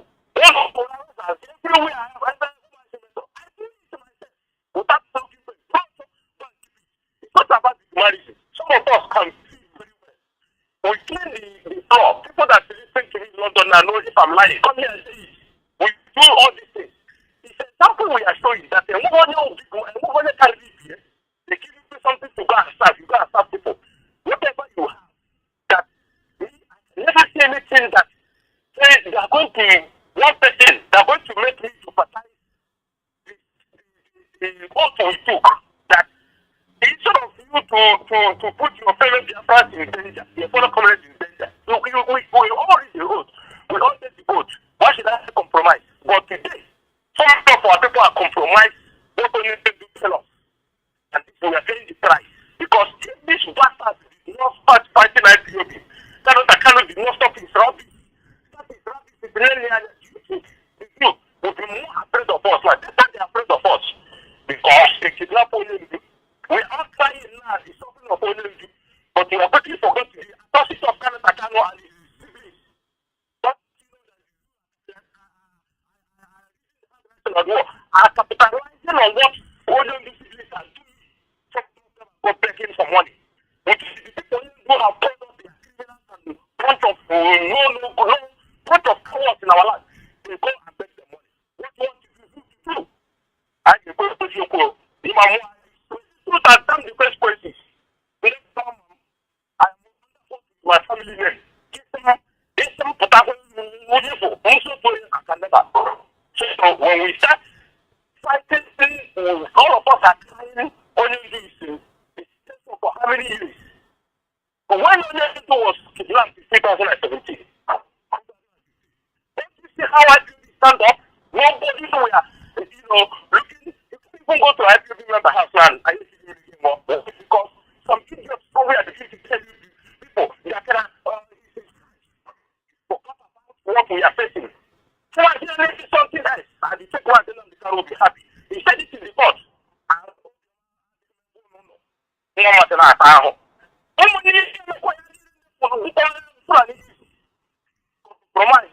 life of Onyendu, and we come here to make sure that we cannot say it.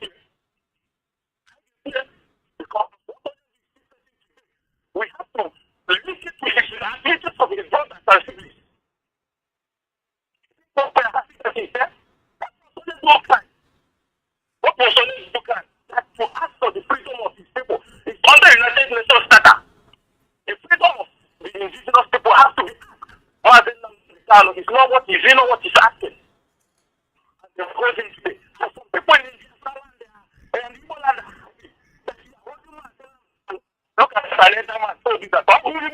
Our people are happy.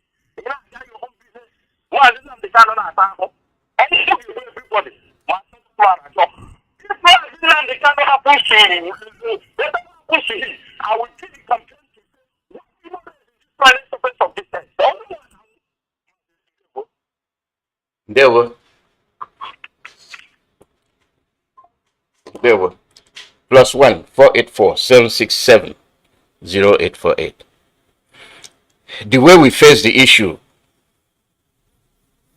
outside the IPOB, ESN, DOS, and HOD will yield us the result.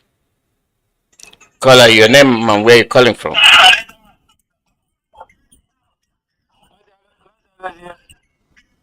There were. Good evening to you from here, Mazi. Welcome. Hello, Mazi. Good evening to you, Mazi. My name is Desmond and I'm calling from Italy. Yeah, Mazi, thank you for analysis, and I want to also thank our lawyer that came up this evening to enlighten on one or two. And then also your question, Mazi, and you started by playing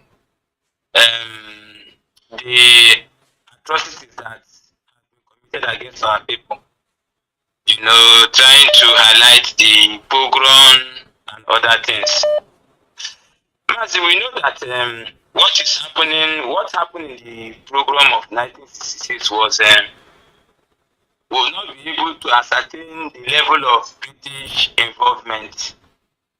We know it was a high planned this thing, but the level of British involvement, because even the Europeans that were in Nigeria that were in the north then, from the lectures of our Dr. Okachi, they refused to help our people, and they said they were warned not to. And we have to know who warned them and how they are warned. You know, let us draw this, because our people were massacred, and let us draw it down to what is going on today in our leader's case. You know, you can see it is very obvious. Oh, this one, now we do you, and you make it. Because it's very, very, very, very obvious that even Netanyahu, because she is sitting there, and then she can't even, she just there just to, whatever they give her, she just read, and she have nothing to say. You can see from the proceedings you can see that even the federal government lawyers, they are not even talking. The federal government bring, I don't even know if they come to court. They are not even talking.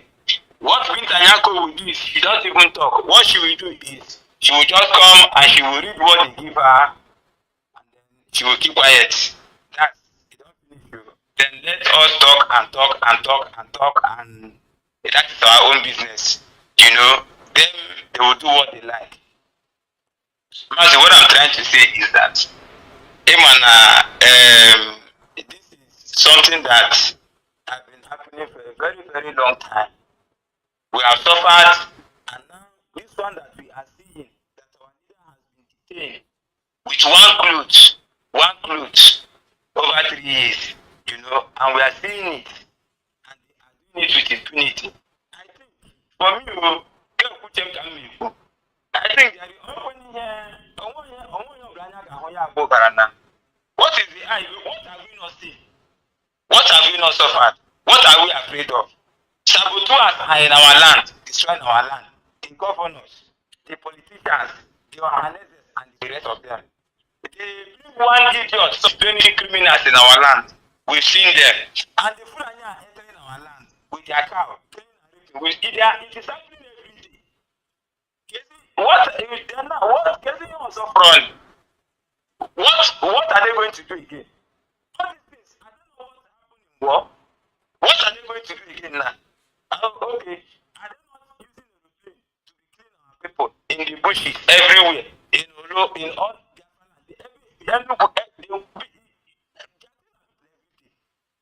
so if they kill us 1,000 a day, and they kill us 100 in a week, it's the same thing now.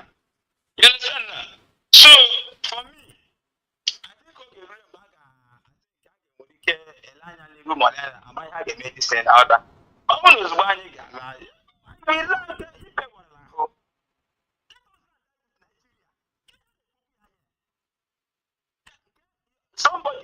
here last second, don't want to take it. And they do you. Yeah, is the other plan on there. Can you guys see here? And what we do, yes, I am also now. Because we will not put all the whole eggs in one basket now. You understand now? If what want to happen, your black men come here. Next week. You have the other day here, they bring truck and they keep people in junction. They used to do it anytime they want. Other people are here. It is scared that they want us to die. And we are dying. It's quiet.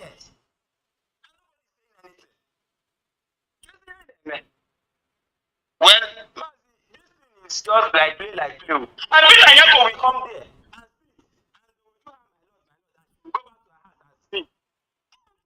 Okay. We'll do that. Go out of this place. If you don't know.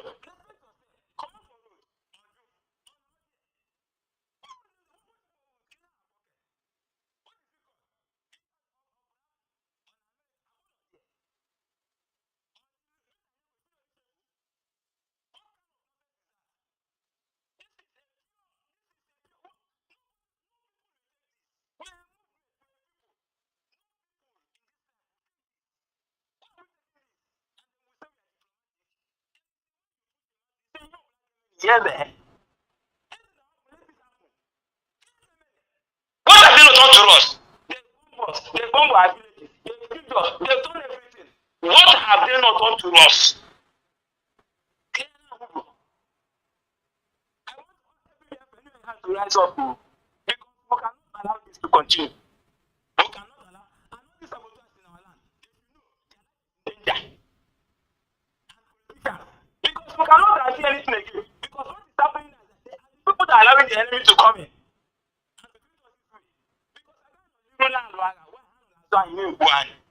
What kind of nonsense is that?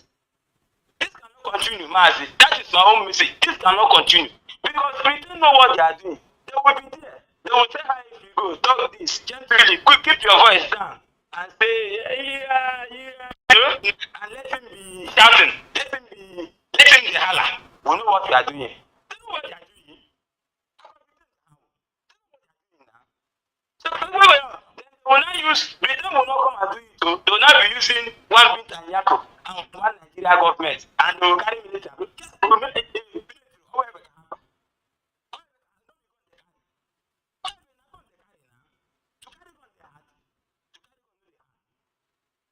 So we cannot because nobody can do it.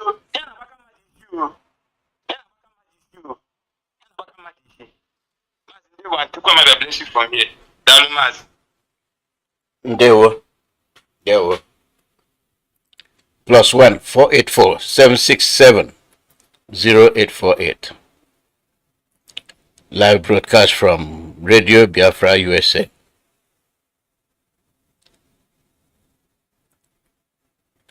We are Biafrans, the persecuted ones. Tell me why Mazi Nnamdi Kanu should continue to be in the courtroom. No case, nothing. Just bring up Trump. Caller, your name and where you calling from? Ndewo. Welcome. Ndewo, go ahead. Yeah, video. I want to video more time. It's for you. About our leader. Then, to leader the lawyer, I want lawyer. Since if I call you I have to pray. No, I want the lawyer. No, we got to talk to with that. I want the lawyer. I have the right direction. I don't know. I just a lawyer.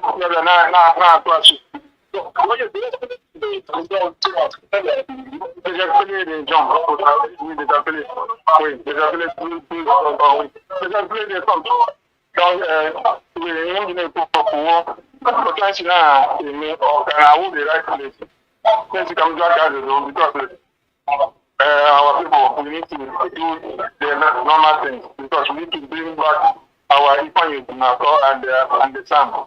Let them handle the issue because our leader becoming the barrister is not the right way because the law is lying a lot. Cannot give us any information that is very correct direction.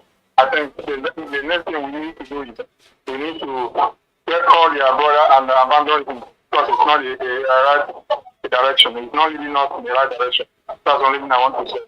All the whole information is in your WhatsApp. Bye bye for now. I'm not happy. Thank you. Endeavor. We'll address that later on. The call number is +1 484 767 0848. +1 484 767 0848. You lie to our leader, he will find out. When you squash his trust on you,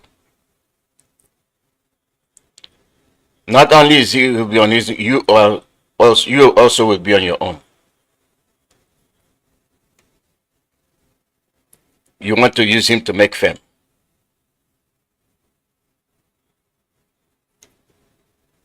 They lied and lied.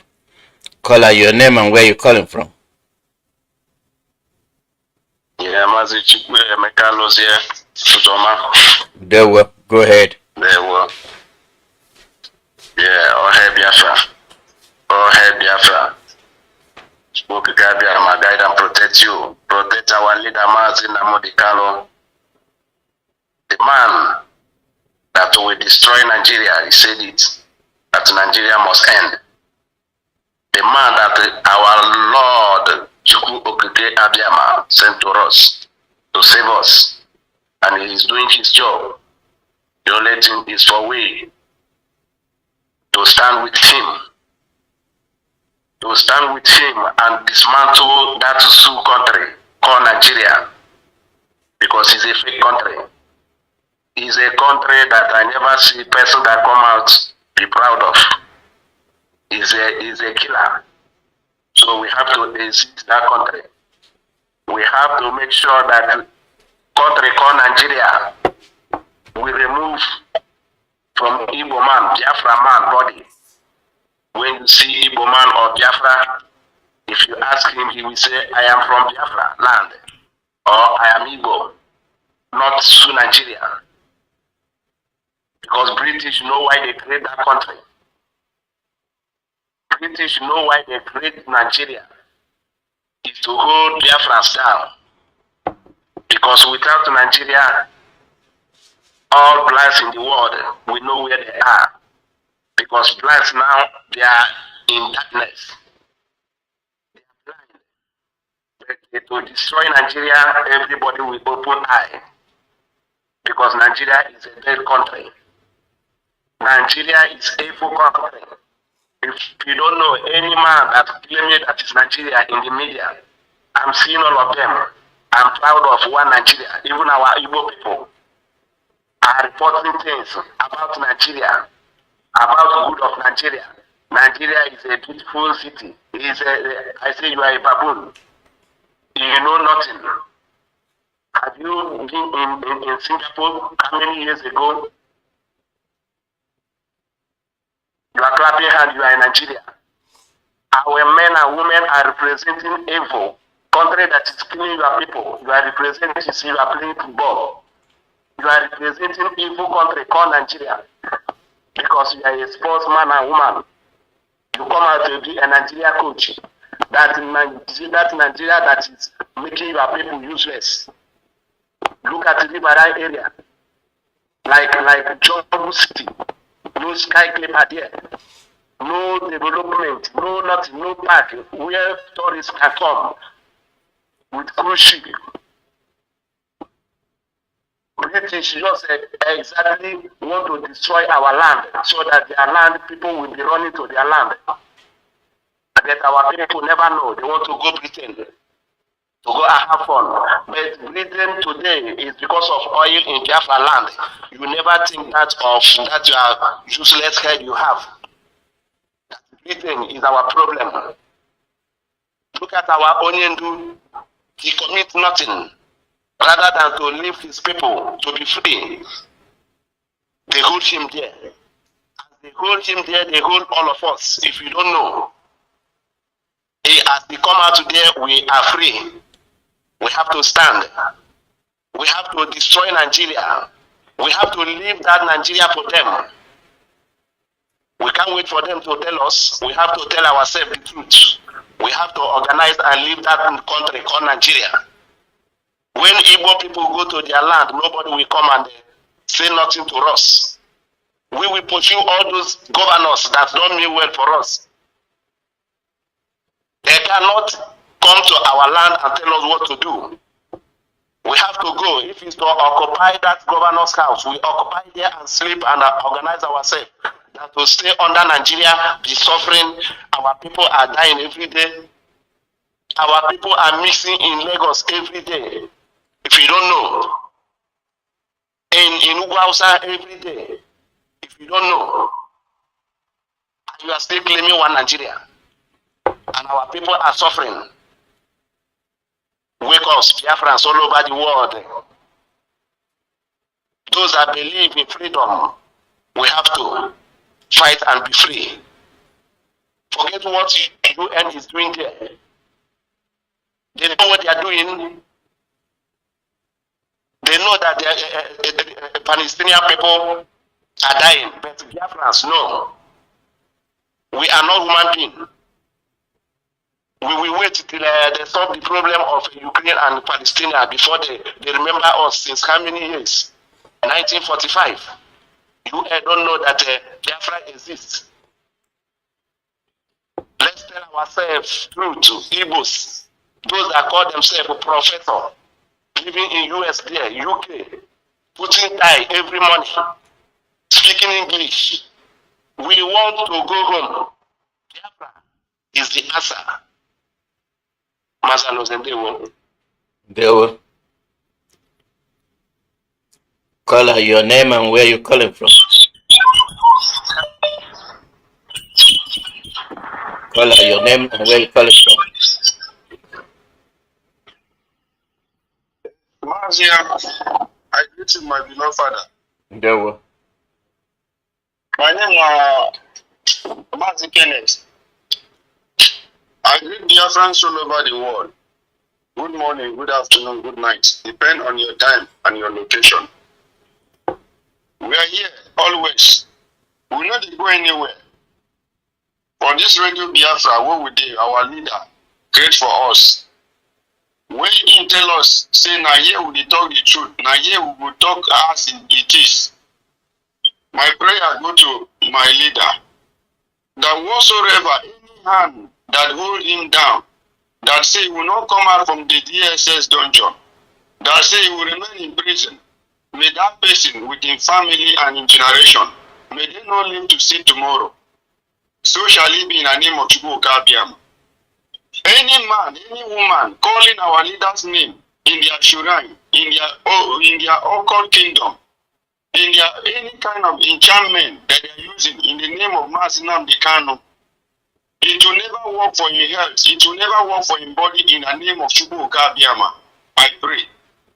Any country that hold the Biafran struggle, hold Mazi Nnamdi Kanu that said Nigeria will not be destroyed so that Biafra will not go.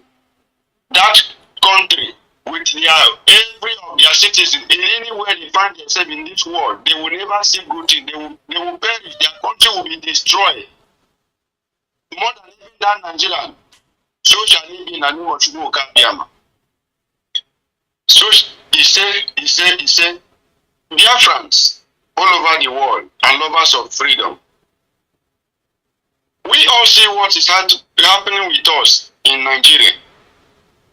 If you are a Biafran, you are Urobo man, Ishekiri, Igbos, Izong, Ogoni, Bakasi, Igodomigodo, Ogoja. If you are a Biafran and you are listening to the radio Biafra, you are listening to concerning about Biafran struggle and you say you are not involved, you are lying, you are killing yourself. Better wake up. Stand for the truth. Don't be afraid. If you have two tennis, if you have two blockage, you have two egg in your under, and you be afraid, then even our women, they are not afraid like our men. Our men are so afraid of everything in that place called Nigeria. I don't know why this fear is coming from.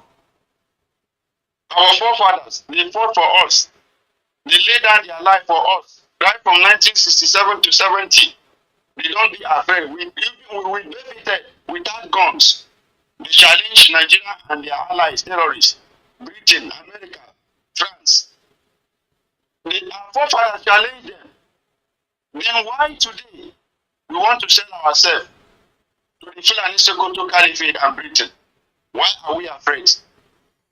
Man, life is just once.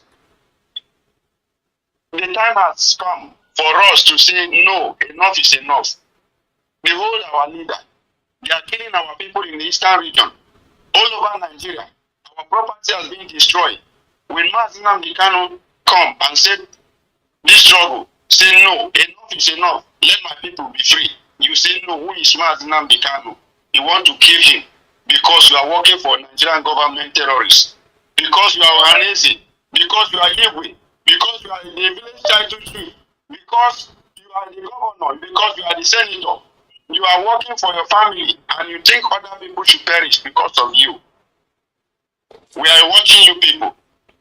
We are seeing how you people are playing the game with our leader, making money over his head. And other people are lavishing in DSS dungeon and prison, which they don't commit any crime because they asked for Biafran referendum, because they asked the protest for Biafran struggle. You capture them and put them in DSS in prison. Why it is so? Fulani terrorists are in our land today, in our backyard. And you call yourself governors. You still live and you want to give our own backyard to Fulani to come and occupy.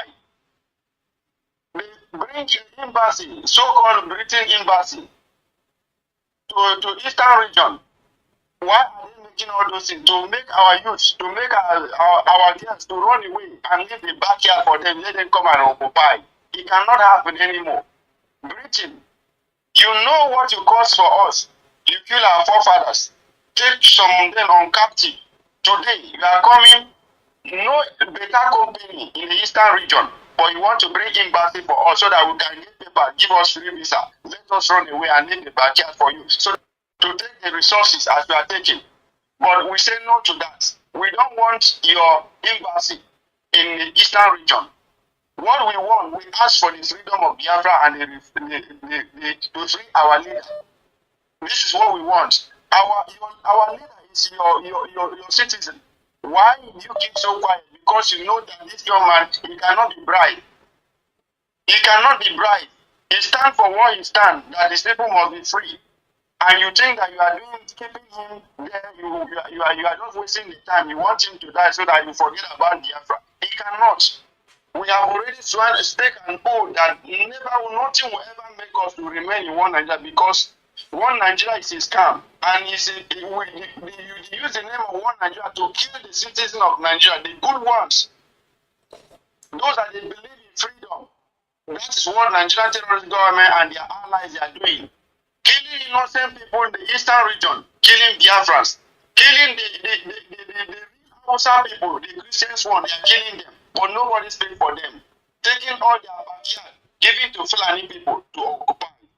And Britain is supporting Fulani, giving them ammunition, buying all kinds of guns and bullets, giving all the Fulani people in Nigeria to kill innocent citizens, so that they will continue to harvest their resources, and they are taking so.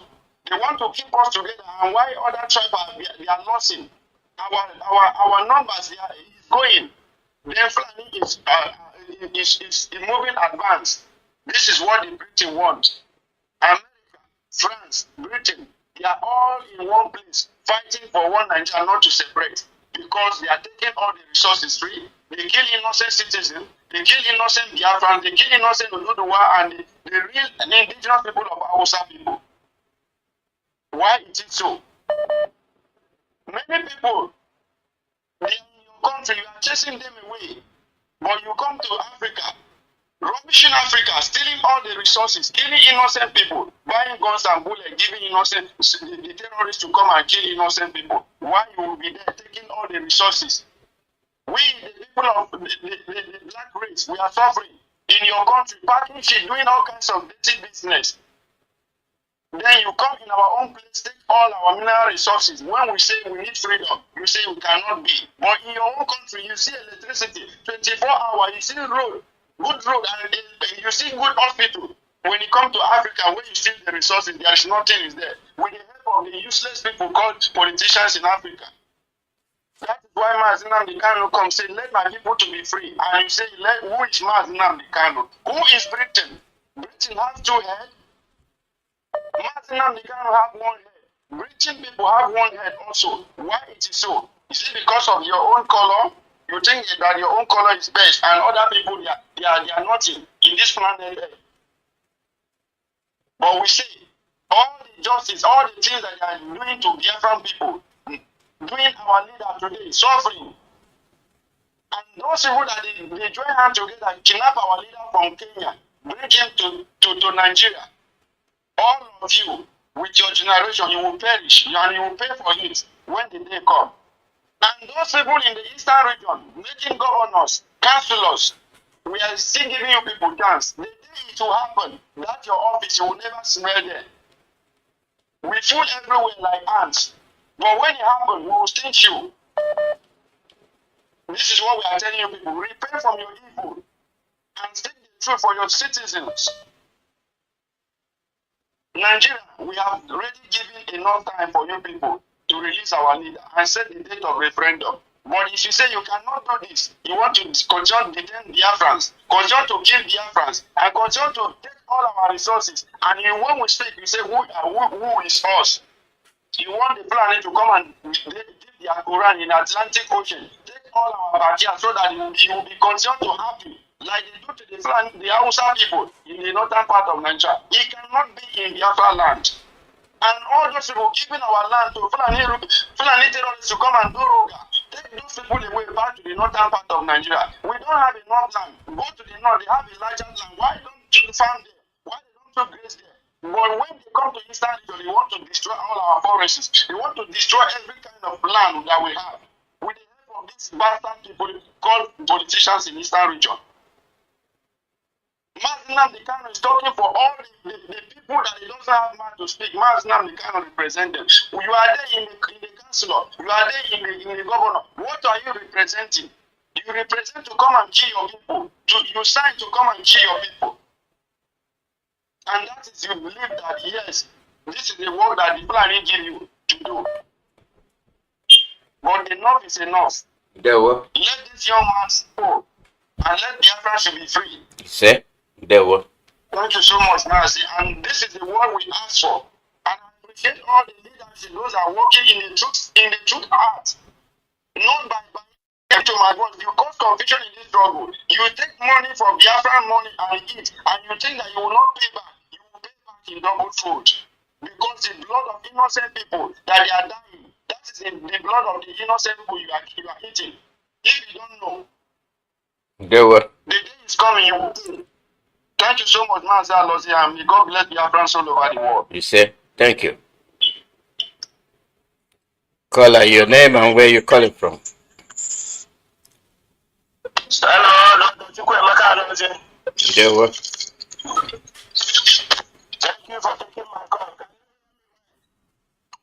Loud and clear, go ahead. Okay, thank you. You're speaking to a brother who's on the scavenger. I'm calling from Africa Sud in South Africa. I greet my leader, Mazi Nnamdi Kanu, a prisoner of conscience, to set up this Radio Biafra, a citadel of knowledge and spirituality to educate us. And that is what we do. And we are prospering. That is what I mean. I know that. But not all eyes will see. There is something fundamental in a black man and how a black man reason. I have my reason for saying that, Dr. Chukwuemeka Alozi. For 3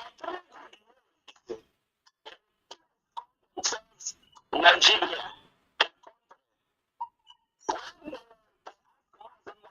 He said that Nigeria is zoo.